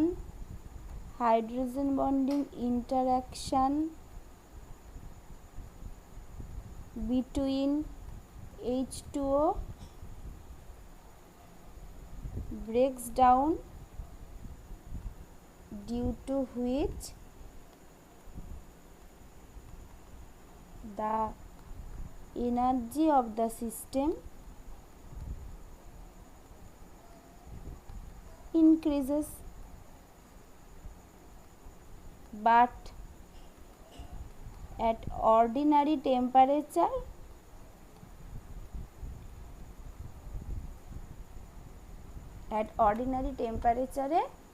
a mod of T delta S, this is greater than mod of delta H হয়, and hence delta G যেটা delta H minus T delta S, this is less than 0 থাকে, and hence micellization is thermodynamically favorable. ঠিক আছে, এইটা। আর এই যে বলছি যে কোনো একটা অর্ডিনারি টেম্পারেচারে, যে টেম্পারেচারের ওপরে থাকলেই মাইসেলাইজেশনটা হতে পারে, মানে যে টেম্পারেচারের নিচে থাকলে কিন্তু আবার মাইসেলাইজেশনটা হবে না, কারণ ডেল্টা এসটা যতটাই বেশি হোক না কেন, টিটা যদি খুব কমে যায় তখন আবার টি ডেল্টা এসটা কমে যাবে, হ্যাঁ, তখন আবার ডেল্টা এইচটা বেশি হয়ে যাবে, তখন ডেল্টা জিটা পজিটিভ হয়ে যাবে, তাই না? সেই জন্য কোনো একটা পার্টিকুলার টেম্পারেচার আছে, যে টেম্পারেচারের নিচে থাকলে মাইসেলাইজেশনটা হবে না, সেই টেম্পারেচারটাকে বলা হয় ক্রাফট টেম্পারেচার। ঠিক আছে, সেই টেম্পারেচারটাকে বলা হয় ক্রাফট টেম্পারেচার। তাহলে দ্য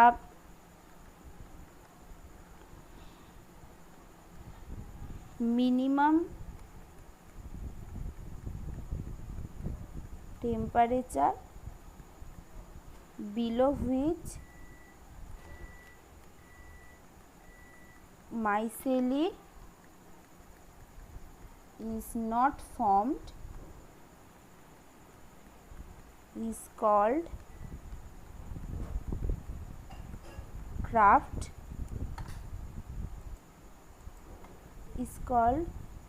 craft temperature। ঠিক আছে, এইটা হবে। ঠিক আছে, বুঝতে পেরেছো? ঠিক আছে, এটা তাহলে এই হচ্ছে কি, হ্যাঁ এই হচ্ছে মোটামুটি মাইসেলাইজেশন অ্যান্ড গিভস অ্যাডসর্পশন আইসোথার্ম। আচ্ছা, এবার আরও কতগুলো জিনিস যেটা হচ্ছে গিয়ে বলে দিতে হবে, হ্যাঁ একটু আর কি মানে খাপছাড়া নয়, ওই এইটার সাথে রিলেটেড, কিন্তু আরও কতগুলো জিনিস যেগুলো একটু জানতে হবে, হ্যাঁ সেইগুলো বলছি। হ্যাঁ, তাহলে সেইগুলো হচ্ছে প্রথমত তোমার হচ্ছে ডিটারমিনেশন অফ, আচ্ছা সেগুলো হচ্ছে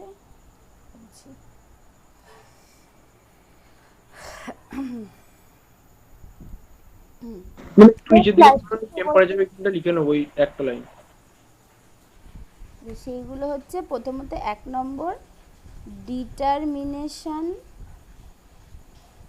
determination of surface area of adsorbent, এইটা। আচ্ছা, এইটা কেন পড়তে হবে? কারণ দেখো যখন সেই অ্যাডসর্পশন প্রথম বলছিলাম না, তখন ওই অ্যাডসর্পশনটা কার উপর ডিপেন্ড করে এই সেই বলছিলাম, তখন কিন্তু এই কথা এইটা বলেছিলাম যে সারফেস এরিয়া যত বেশি হবে অ্যাডসর্বেন্টের সারফেস এরিয়া, মানে এখানে যেমন গ্যাসটা অ্যাডসর্ব হচ্ছে অন সলিড সারফেস, তাহলে সলিড সারফেসটার এরিয়াটা যত বেশি হবে এক্সটেন্ট অফ অ্যাডসর্পশন তত বেশি হবে। তার মানে সারফেস এরিয়াটা ডিটারমাইন করাটা আমাদের দরকার। ঠিক আছে, সেই জন্য আমরা এটা করব। হ্যাঁ, আচ্ছা এবার এই সারফেস এরিয়াটা ডিটারমাইনটা করব কি করে, প্রথমত কি করে করব? আচ্ছা, তাহলে এই সারফেস এরিয়াটা, আচ্ছা তাহলে সেইটা করতে গেলে প্রথমে হচ্ছে আমরা তাহলে একবার হচ্ছে ওই ল্যাংমুর অ্যাডসর্পশন আইসোথার্মটাকে আগে লিখি। ল্যাংমুর অ্যাডসর্পশন আইসোথার্ম বা বেট অ্যাডসর্পশন আইসোথার্ম যেটাই লিখতে পারি। তাহলে ফ্রম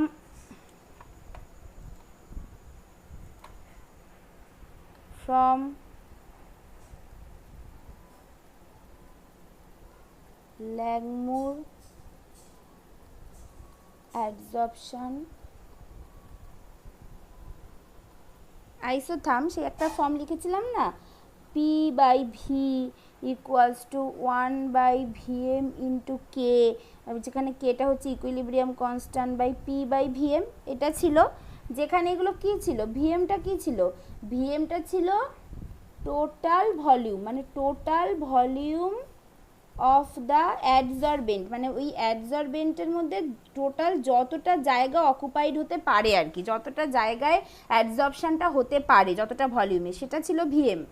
আর ভিটা কি ছিল, ভিটা হচ্ছে গিয়ে যতটা অলরেডি অকুপাইড হয়েছে, মানে ভলিউম অফ অ্যাডসর্বেন্ট অলরেডি অকুপাইড, এটা ছিল। আর কেটা কি ছিল, কে ইকুয়ালস টু ছিল সেই K A by K D which is basically the equilibrium constant. আর পিটা কি ছিল, পিটা হচ্ছে কোনো একটা পার্টিকুলার প্রেশার, সেটা ইকুইলিব্রিয়াম প্রেশার হতে পারে বা কোনো একটা পার্টিকুলার প্রেশার পিটা। আর একই রকমভাবে ভিটা হচ্ছে এই ভি বলছি, হ্যাঁ পিটা হচ্ছে, ভি তো কি বলে দিয়েছি এইটা। ঠিক আছে, এটা হলো, তাহলে এইটা আমাদেরকে ছিল, এইটা ছিল ল্যাংমুর অ্যাডসর্পশন আইসোথার্ম।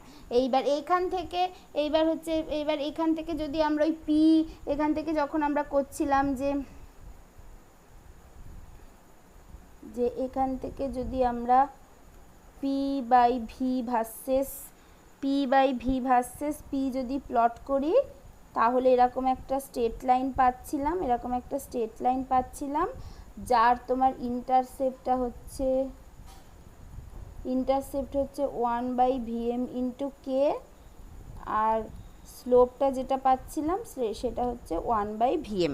তাহলে এখান থেকে Vm ইকুয়ালস টু যেটা পাচ্ছিলাম, তাহলে এখান থেকে কিন্তু Vmটা পেয়ে যাব, যে total volume of the adsorbent molecule, সেইটা এখান থেকে পেয়ে যাব, এটাতে কোনো অসুবিধা নেই, এখান থেকে এটা পেয়ে যাব। আচ্ছা, এইবার যে Vmটা যে পেয়ে গেলাম, তাহলে সেইটার আমার ইউনিটে কি আছে সেটা মোটামুটি আমার এতে আছে, তোমার হচ্ছে গিয়ে মিলিলিটার ইউনিটে ধরো আছে ভিএমটা। তাহলে ভিএমটা যদি মিলিলিটার ইউনিটে থাকে, এখান থেকে আমি এবার বলতে চাইছি যে টোটাল কত নাম্বার অফ মলিকুল ওই ভিএম এরিয়াটার মধ্যে, এই ভিএম ভলিউমটার মধ্যে অ্যাডজর্ব হতে পারে, সেইটা আমি আগে বার করব। এবার যদি আমি টোটাল কতগুলো নাম্বার অফ মলিকুল যদি পেয়ে যাই, আর যদি পার মলিকুলের যদি ওই অ্যাডজর্বেন্টটার পার মলিকুলের ক্রস সেকশনাল এরিয়া যদি আমি একটা এ ধরি, সেটা যদি আমি জানতে পারি, তাহলে আমি নাম্বার অফ মলিকুল বা জানলাম, আর পার মলিকুলের ক্রস সেকশনাল এরিয়া যদি এ বলি, তাহলে টোটাল সারফেস এরিয়া পেয়ে যাব এন ইন্টু, মানে ওই যতগুলো নাম্বার অফ মলিকুল অ্যাডজর্ব হচ্ছে তাকে পার মলিকুলের এরিয়া দিয়ে গুণ করলেই আমি টোটাল সারফেস এরিয়া পেয়ে যাব। ঠিক আছে, এটা এইভাবে পেয়ে যাব। তাহলে এখন আমাকে আগে বার করতে হবে যে মানে টোটাল কতগুলো নাম্বার অফ মলিকুল, মানে number of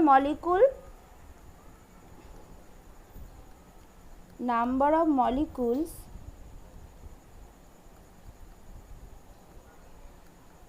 present in VM volume of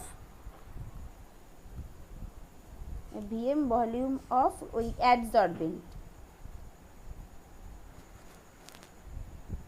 VM volume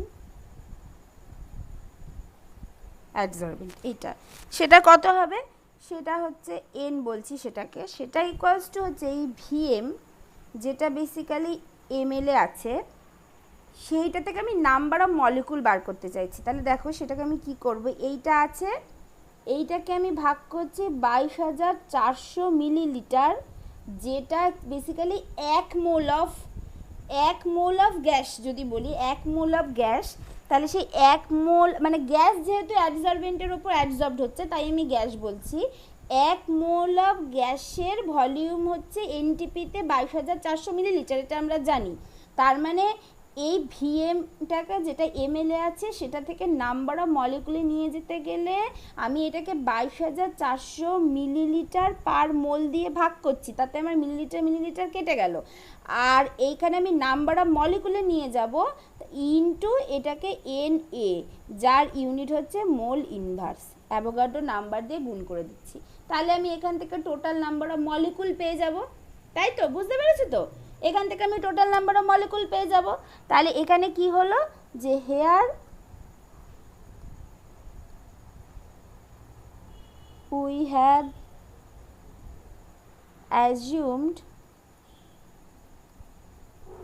ideal gas behaviour, কারণ এই 22,400 কথা বলছি যেহেতু, and 22,400 millilitre is the volume of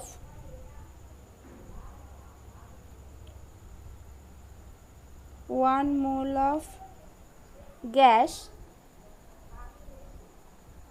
at NTP, আর N এটা কি, N is the Avogadro number, যার একটা ভ্যালু হচ্ছে 6.023 ইন্টু 10⁻23 মোল ইনভার্স, এটা হবে।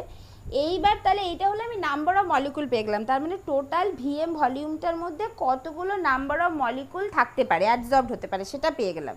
এবার আমি যদি বলি যে পার মলিকুলের মানে এরিয়াটা হচ্ছে এ, পার মলিকুলের ক্রস সেকশনাল এরিয়া যেটা সেটা হচ্ছে এ, তাহলে তাহলে একটা মলিকুল যদি এ এরিয়াকে অকুপাই করে, তাহলে এনটা মলিকুল কতগুলো এরিয়াকে অকুপাই করবে, এন ইন্টু এ, তাহলে এনটা মলিকুল তো টোটাল ভলিউমটার মধ্যে থাকতে পারে, তার মানে এন ইন্টু এ যেটা সেটাই total surface area, total area দেবে, তাহলে সেটাই সারফেস এরিয়া। ঠিক আছে, তাহলে এবার আমি বলছি যে ইফ এ বি দা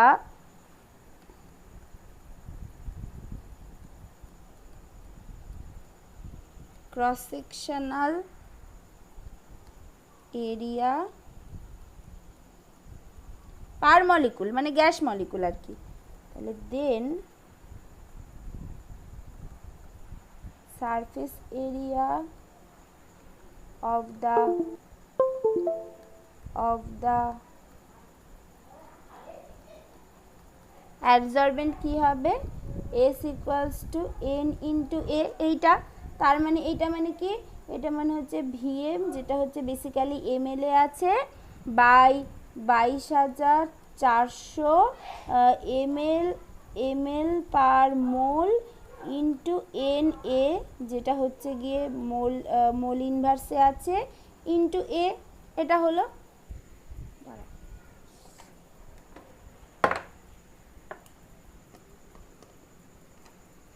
এটা হলো, ঠিক আছে, এটা হলো। এইবার তাহলে এইটা আমি এখান থেকে এইভাবে সারফেস এরিয়াটা পেয়ে গেলাম। তাহলে এবার এইখান থেকে এইভাবে আমি টোটাল সারফেস এরিয়াটা পেয়ে গেলাম। এইবার যদি এবার আরেকটা জিনিস, এইভাবে সারফেস এরিয়াটা পাওয়া যেতে পারে। আর আরেকটা জিনিস যেটা ইম্পর্টেন্ট, এইটার সাথে সাথে সারফেস এরিয়া পার মানে ওয়েট, মানে পার ওয়েট আর কি, মানে পার গ্রাম, মানে পার ইউনিট মাসে সারফেস এরিয়াটা বার করতে হয় অনেক সময়। সেইটা যদি বার করতে হয় তাহলে কি করবে, এইভাবে আমি সারফেস এরিয়াটা পেয়ে যেতে পারি। আর এখানে একটা ব্যাপার হচ্ছে, তাহলে ভিএমটা কোথা থেকে পাবো, ভিএমটা আমরা এক্সপেরিমেন্টাল ওই প্লটটা থেকে পাবো, যে উপরে যে প্লটটা করলাম P by V versus P, যে লিনিয়ার প্লটটা, সেখান থেকে ভি পেতে পারি। সেটা ল্যাংমুর অ্যাডসর্পশন আইসোথামের ক্ষেত্রে, যদি বেট অ্যাডসর্পশন আইসোথাম হয় তাহলে সেইভাবে বেট অ্যাডসর্পশন আইসোথামের জন্য যে প্লট হবে সেখান থেকে ভিএমটা পেয়ে যাব। আর এনটা তো আমরা অলরেডি জানি, আর এটা শুধু আমাদেরকে বলে দিতে হবে, মানে যে গ্যাস মলিকুল আর কি অ্যাডসর্বড হচ্ছে তার মানে আর কি ক্রস সেকশনাল এরিয়াটা আমাদেরকে বলে দিতে হবে, যে অ্যাডসর্ব হচ্ছে, তাহলে তার আমার এরিয়াটা ক্রস সেকশনাল এরিয়াটা বলে দিতে হবে মানে এটার, তাহলে তাহলে হ্যাঁ সেটা বলে দিতে হবে। তাহলে বাকি সমস্ত পার্ট কিন্তু এনটা আমি বার করে নিতে পারলাম, ভিএমটা আমি এক্সপেরিমেন্টাল প্লট থেকে বার করব, শুধু এটাকে আমাকে জানতে হবে। যেটা আমি জানতে পারবো সেটা আমার ওই নেচার অফ দ্য মানে মলিকুল থেকেই আমি এটা জানতে পারবো। আর তাহলে আমি এখান থেকে এস বার করে নেব। এবার আরেকটা জিনিস যেটা হচ্ছে ওই লাগে, যেটা হচ্ছে গিয়ে তোমার ওই সারফেস এরিয়া পার গ্রাম, সেইটা যদি বার করতে হয় তাহলে সেইটা কি করতে হবে, সেইটা হচ্ছে if W be the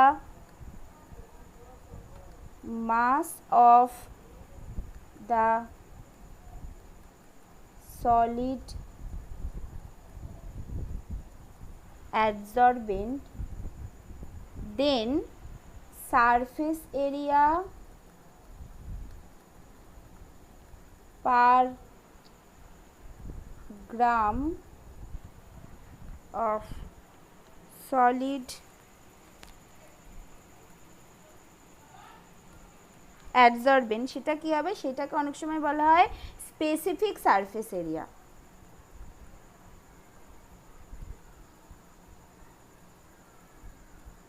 specific surface area সেটাকেও লেখা হয় এস বার দিয়ে। সেটা কি হবে, সেই এস বারটা জাস্ট কি হবে, সেই এস বার ইকুয়ালস টু হবে হচ্ছে এই ভিএম, যেটা হচ্ছে এমএলএ আছে, by 22,400 ml per mole into N Avogadro, সেটাও হচ্ছে মোল ইনভার্সে আছে, ইন্টু এ হলো, এইটা হলো বাই জাস্ট ডাব্লিউ দিয়ে ভাগ করে দেবো এইটা, ঠিক আছে, এইটা হবে এস বার।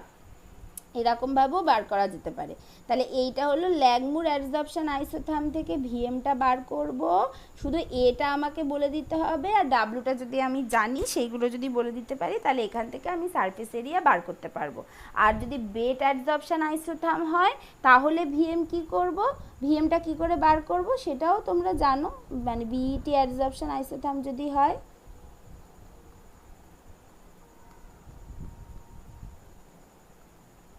ভিইটি অ্যাডসর্পশন আইসোথামের জন্য এক্সপ্রেশনটা ছিল P by P0 minus P into V equals to 1 by VM into C plus, এই সি এর কিন্তু একটা খুব ভালো মানে ফিজিক্যাল সিগনিফিকেন্স ছিল, মনে আছে তো, সেই করিয়েছিলাম। তাহলে VM into C into P by P0, এটা হচ্ছে বেট অ্যাডসর্পশন আইসোথাম। তাহলে এইটার ক্ষেত্রে যদি ইফ উই প্লট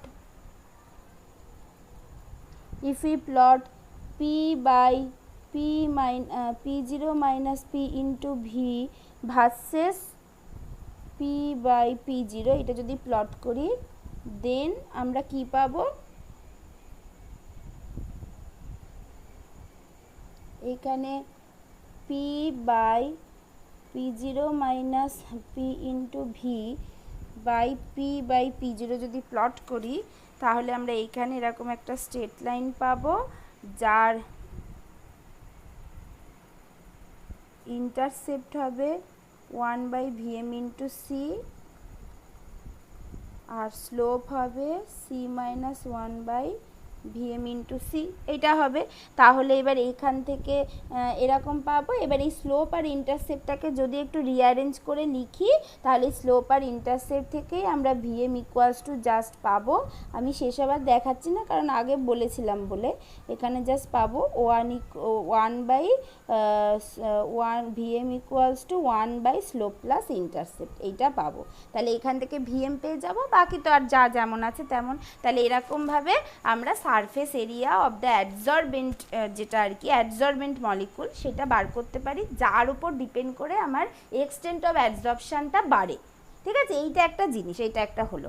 আর একটা যেটা হচ্ছে বেসিক্যালি ওই তোমার ল্যাগমুর অ্যাডজর্পশন আইসোথার্মে যখন লিমিটেশন বলেছিলাম তখন আর কি বলেছিলাম যে হচ্ছে এই যে আমরা বলছি যে বেসিক্যালি যে এই যে সলিড সারফেসের উপর গ্যাস অ্যাডজর্ব হচ্ছে, তাহলে সলিড সারফেসের এক একটা তো অ্যাক্টিভ সাইট আছে, যে অ্যাক্টিভ, যেটাই যে একটু আগে বললাম যে এক একটা অ্যাক্টিভ সাইটে মানে এই যে ক্রস সেকশনাল এরিয়া মানে A be the cross sectional area per molecule, তার মানে এক একটা অ্যাক্টিভ সাইটে এক একটা গ্যাস মলিকুল এসে অকুপাই হচ্ছে, এবং সেই জন্য জানতে চাচ্ছি যে টোটাল কতগুলো নাম্বার অফ মলিকুল অকুপাই হতে পারে, তাহলে সেখান থেকে আমি টোটাল সারফেস এরিয়াটাকে বার করতে পারছি।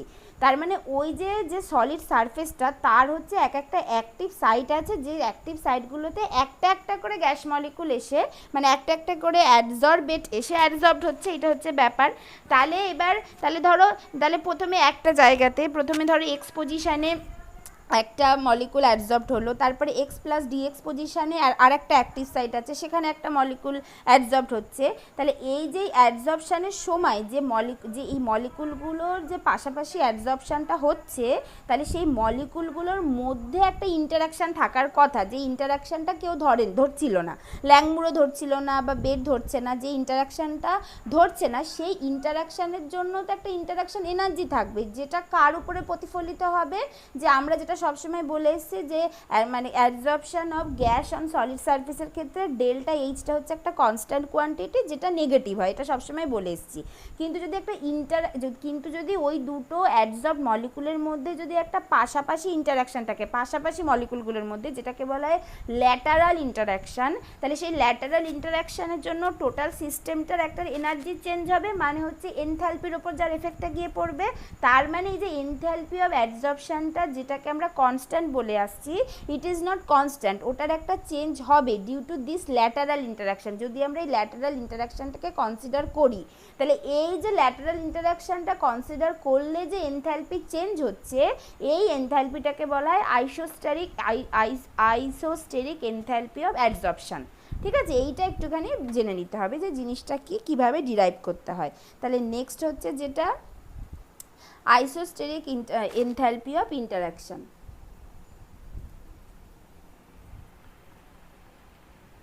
আইসোস্টেরিক enthalpy of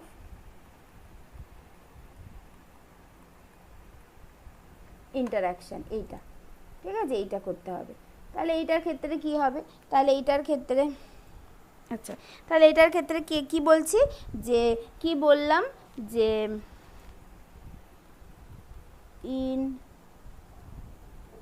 order to take into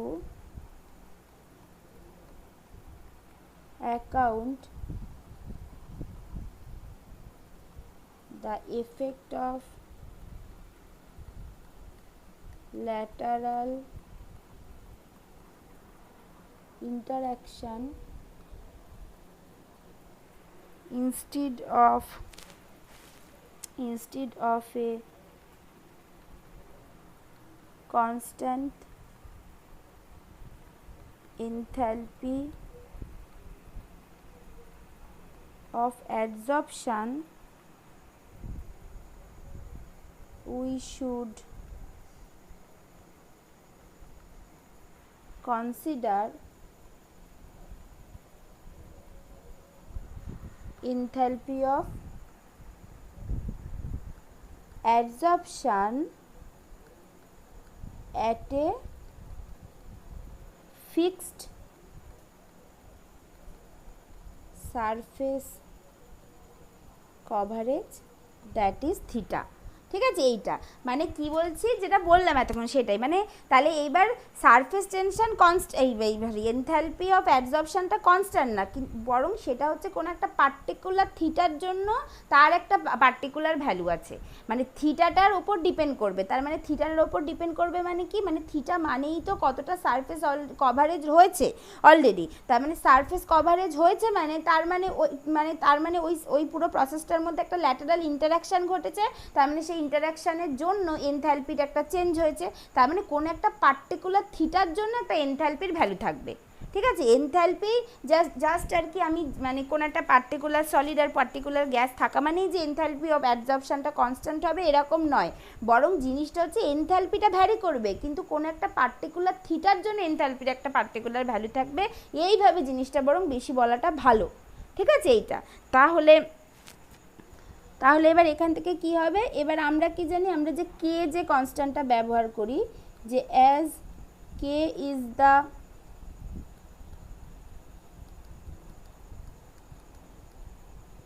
equilibrium constant for the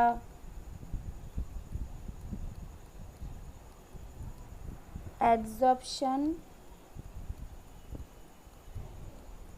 desorption process, তার মানে আমরা এটাকে কিভাবে লিখতে পারি, from Van 't Hoff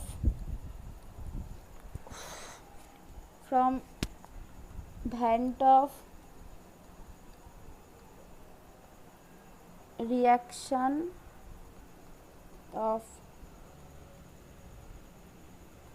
isotherm, আমরা এটা কি লিখতে পারি, del ln k by del T, যেটা সেইটা অ্যাট এ পার্টিকুলার থিটা, ঠিক আছে, সেইটা equals to delta H adsorption by RT square, মানে কোনো একটা পার্টিকুলার থিটার জন্য ডেল্টা এইচ অফ অ্যাডজর্পশন। ঠিক আছে, সেই জন্য জিনিসটাকে এরকমভাবে লেখা হলো।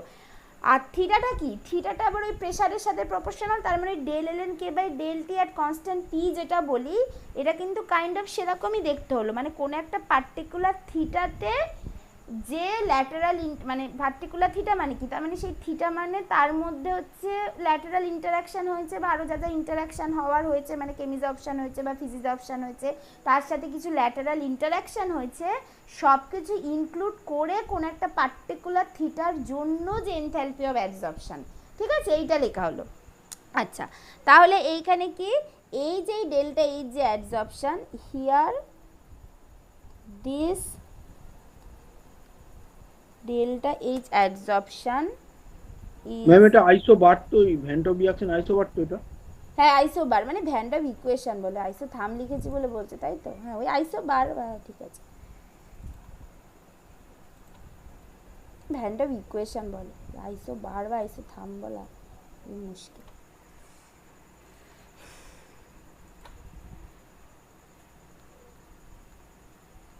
Van Hoff equation. আচ্ছা, তাহলে delta this delta H adsorption is known as the isosteric enthalpy of adsorption, which is basically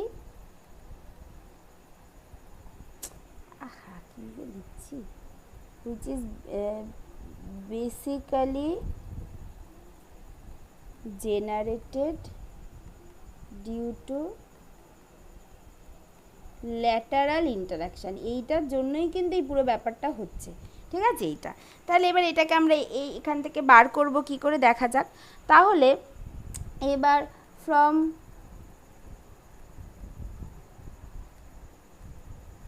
ল্যাগমুর অ্যাডসর্পশন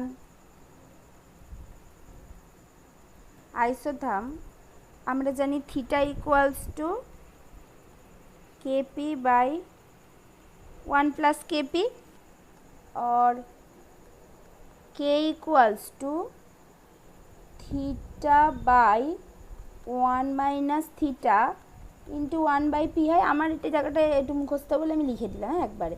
তাহলে k equals to theta by 1 minus theta into 1 by p হয়। और এখান থেকে ln k equals to ln of theta by 1 minus theta minus ln p হবে, হ্যাঁ ln p, হ্যাঁ minus ln p হবে, এটা 1 বাই p আছে মানে ln নিয়ে নিলে মাইনাস ln p হবে এটা। और এখান থেকে del ln k by del t at constant theta, এটা কি হবে তাহলে থিটা কনস্ট্যান্ট মানে এটা থাকছে না, তাহলে minus del ln p by del T এই অ্যাট কনস্ট্যান্ট থিটা এটা হবে। আচ্ছা এটা হলো। এইবার এইটা মানে কি, এইটা মানেই তো এই del ln k by del T at constant theta যেটা, সেটা মানেই তো বলেছি this by R T square, যেটা এটাকে যদি আমি ইকুয়েশন 1 নাম দিই তাহলে এটা কোথা থেকে আসছে,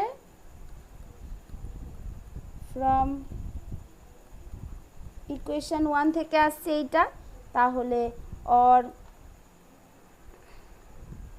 और del ln p by del of 1 by T এইটা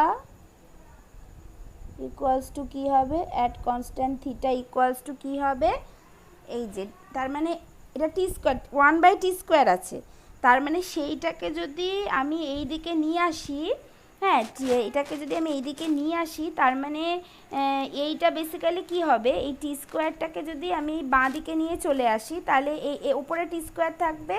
এইবার সেইটাকে যদি আমি ওই 1 বাই টি এর মানে সেই ওই ওপরে টি স্কোয়ার থাকা মানেই কি, মানে এইটাকে এই 1 বাই টি এর রেসপেক্টে ডেরিভেটিভ করা, তাহলে এটা 1 বাই টি এর রেসপেক্টে ডেরিভেটিভ করলেই এটা আসবে ডেল্টা এইচ অ্যাবজর্পশন বাই আর, এটা আসবে। মানে এই জিনিসটাকে জাস্ট এরকমভাবে যদি আমি লিখি, মানে del ln p by del T into del T by del of 1 by T, এইটা তাহলে এটা হলো। আবার এটাকে এরকমভাবে লিখতে পারি। এবার আমরা কি জানি, আমরা জানি ডেল টি অফ 1 বাই টি মানে হচ্ছে মাইনাস 1 বাই টি স্কোয়ার, তার মানে এইটা মানে হচ্ছে গিয়ে মাইনাস শুধু টি স্কোয়ার হবে, তার মানে del ln p by del T এইটা মানেই হচ্ছে delta H by R T square, আর এইটা মানে টি স্কোয়ার, তার মানে টি স্কোয়ার কেটে গেল, তার মানে এটা শুধু থেকে গেল এই তোমার ডেল্টা এইচ বাই আর। ঠিক আছে, এইখান থেকে কিন্তু জিনিসটা আসলো, মানে এরকম তোমরা গিভস অ্যাডসর্পশন আইসোথার্ম গিভস অ্যাডসর্পশন আইসোথার্ম বলছি, ওই গিভস হেলমুথ রিলেশনে তো এরকম করেছো, তাই আমি আর ভেঙে দেখালাম না।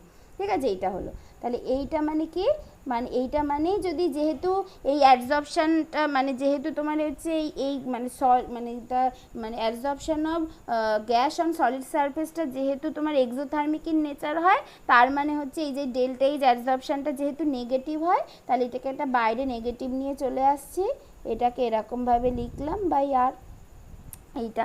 তার মানে এখান থেকে যদি আমি এবার ln p ভার্সেস যদি 1 বাই টি প্লট করি কোনো একটা পার্টিকুলার অ্যাডসর্পশনের জন্য, যদি if we plot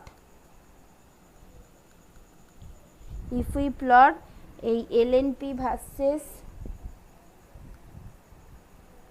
1 by T, then slope of the plot will be negative and it is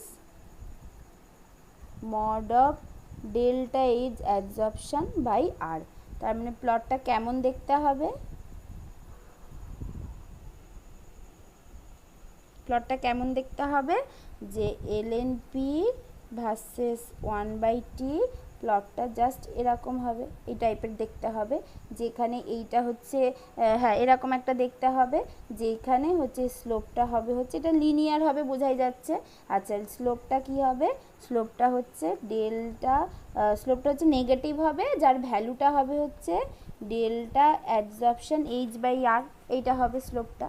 ঠিক আছে, এইবার এইখানে একটা ব্যাপার আছে যে ঠিক আছে এইগুলো তো পারলাম, এবার যদি আমাকে যদি এই প্লটটা এক্সপেরিমেন্টালি জেনারেট করতে হয়, যেখান থেকে আমি আইসোস্ট্যাটিক এনথালপি অফ অ্যাবজর্পশনটা পাবো কোনো একটা পার্টিকুলার মানে থিটার জন্য, সেটা যদি আমাকে করতে হয়, তার মানে আমাকে কি করতে হবে, অনেকগুলো এক্সপেরিমেন্টাল সেট আপ, মানে অনেকগুলো মানে সেট অফ এক্সপেরিমেন্ট করতে হবে, মানে বিভিন্ন বিভিন্ন প্রেশার আর বিভিন্ন বিভিন্ন টেম্পারেচারের জন্য অনেকগুলো সেট অফ এক্সপেরিমেন্ট করতে হবে, তাদের এলএনপি করতে হবে, তাদের হচ্ছে গিয়ে তোমার এই মানে সেখান থেকে হচ্ছে এই 1/T করতে হবে, করে তারপরে যদি সেটাকে আমি গ্রাফে প্লট করি তাহলে আমি এখান থেকে স্লোপটা পাবো। তাহলে এবার এই প্রেশারগুলো আমি কি করে পাবো, সেইটা হচ্ছে একটা কথা।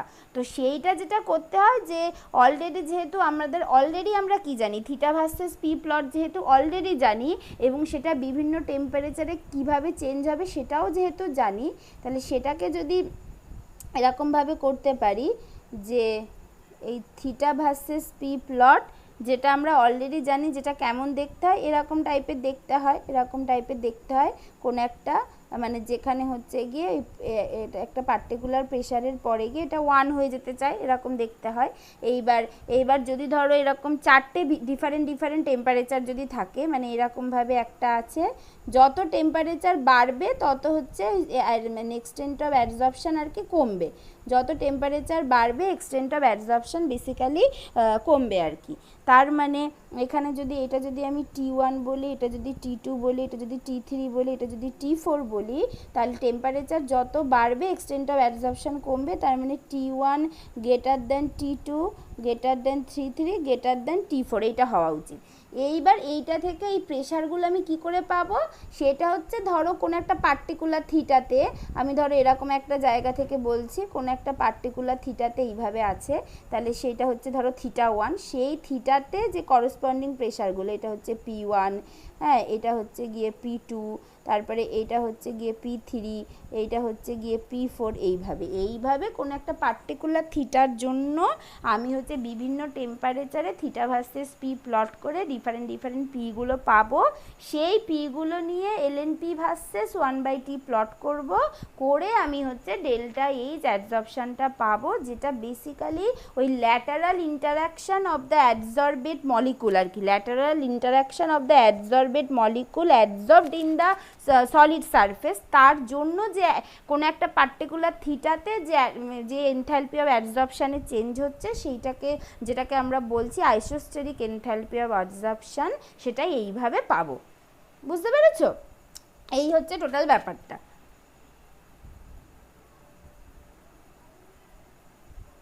ঠিক আছে, এইবার যদি আমি এবার এই প্রসেসটা কতটা কি হবে, মানে কতটা ওই থার্মোডাইনামিক্যালি ফেভারেবল হবে বা কি হবে, সেই ব্যাপারগুলো কি করে পাবো, সেইগুলো হচ্ছে ওই গিবস ফ্রি এনার্জি আর এনট্রপি, এই দুটো যদি বার করি তাহলে পেয়ে যাব Gibbs free energy of absorption, তাহলে তখন কি হবে, Gibbs free energy of absorption delta absorption G equals to minus RT ln K, এইটা হবে, এটা তো জানি, এইভাবে Gibbs free energy of absorption পাবো। আর এনট্রপিটা কি করে পাবো, ফাইনালি এনট্রপি অফ অ্যাবজর্পশন যেটা, সেটা হচ্ছে ওই delta G equals to delta H minus T delta S, যেটা এইখান থেকে, or delta H absorption equals to হবে delta H minus delta G by T, এখান থেকে এনট্রপি ফর অ্যাবজর্পশনটা পেয়ে যাব। ঠিক আছে, এইভাবে হচ্ছে গিয়ে আমরা এই থার্মোডাইনামিক প্রপার্টিগুলো বার করতে পারি, ল্যাংমুর হলে ল্যাংমুর, বেট হলে বেট, যেমন হবে সেই অনুযায়ী। এটা যদি বেট অ্যাবজর্পশন আইসোথার্ম দিয়ে করতাম তাহলে সেরকমভাবে হতো। ঠিক আছে, যখন যেটা হবে। এবার যেটা মেনলি ল্যাংমুর অ্যাডসর্পশন আইসোথার্ম দিয়ে করা হয়েছে, কারণ এই ল্যাটারাল ইন্টারাকশানটার জন্য আর কি। যদি বেড দিয়ে করো তাহলে বেড হবে, যেভাবে করবে সেরকমভাবে এটা চেঞ্জ হবে। মোট কথা এই ল্যাটারাল ইন্টারাকশানের জন্য যে এনথালপিটা চেঞ্জ হচ্ছে সেটাই হচ্ছে আইসোস্ট্যাটিক এনথালপি অফ ইন্টারাকশান, যেটা ল্যাংমুর অ্যাডসর্পশন আইসোথার্মের জন্য আমরা এরকমভাবে বার করতে পারি। ঠিক আছে, এইটা এই হচ্ছে টোটাল তোমার অ্যাডসর্পশনের মোটামুটি ব্যাপার। এইবার হচ্ছে সারফেস টেনশনটা পড়ে নিতে হবে। আচ্ছা বলো, আর কারোর কোনো অসুবিধা আছে আজকের ক্লাস থেকে বা আগে থেকে? ম্যাম একদম লাস্টে একবার জান।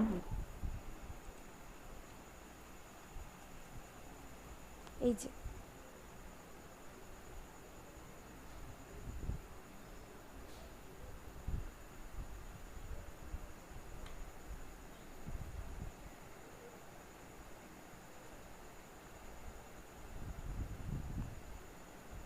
বলো, কারোর কোনো অসুবিধা আছে?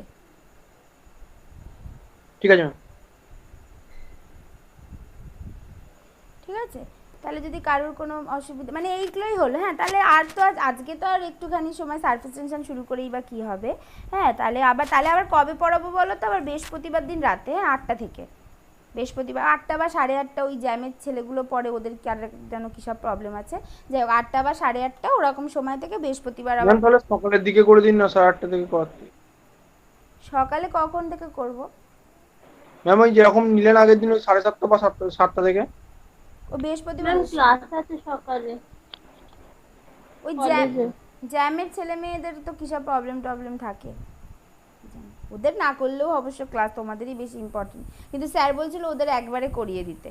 তাই কি আর করা যাবে, ওদের ক্লাস থাকে। আমারও সকালে হলেই ভালো হয়, রাতে ভালো লাগে না। ম্যাম রাতের দিকে নেটটা একটু প্রবলেম করে, ওর জন্যই। ম্যাম আসলে বৃহস্পতিবার সকালে কলেজের ক্লাস আছে। আমাদেরও 7টা থেকে 9টা অবধিও করতে পারবে না? তোমাদের সবার ক্লাস থাকে। ম্যাম 8:30 থেকে ক্লাস থাকে। ও আচ্ছা আচ্ছা। আপনি যদি 6টা থেকে পড়ান তাহলে হবে। ও বাবা, 6টা থেকে বড্ড ভোরে উঠতে হয়, পাচ্ছি না। তাই ও আমাদের 7টা থেকে থাকে। ও আচ্ছা আচ্ছা, তাহলে আর কি করবে? তাহলে রাতেই করে নাও, না কি করবে জানি না। ওই মোট কথা বৃহস্পতিবার দিন আবার ম্যাম রাতেই থাক। ম্যাম 8:30 তো আমাদের আসলে 8:30 পর্যন্ত পড়া থাকে, মানে 8টা 8:30 নাগাদ ছাড়েন। হ্যাঁ সেটাই, ওই জন্যই তো বলেছি ওই 8টা 8:30 ওরকম সময় করতে হবে। আর কি করবে? তা নাহলে ওই পরে ভিডিও দেখে নেবে, আর কি করা যাবে। তো ঠিক আছে, তাহলে হচ্ছে এইটাই করে নাও, একটু ম্যানেজ করে নাও রাতটা। হ্যাঁ, তাহলে ওই 8টা 8:30 থেকে বৃহস্পতিবার দিন পড়াবো আবার। হ্যাঁ, তারপরে ওই 2 দিন করে পড়ালে তোমাদের 3-4 দিনে শেষ হয়ে যাবে। তারপরে ওইটা যেটা বলছো সেটা আমি দেখি, স্যারের সাথে কথা বলে আমি করিয়ে দেবো ওখানে। ঠিক আছে, তাহলে যদি কারোর কোনো অসুবিধা না থাকে আজকে, তাহলে ঠিক আছে, তাহলে আমি এগুলো পাঠিয়ে দিচ্ছি, তাহলে আমি রাখছি।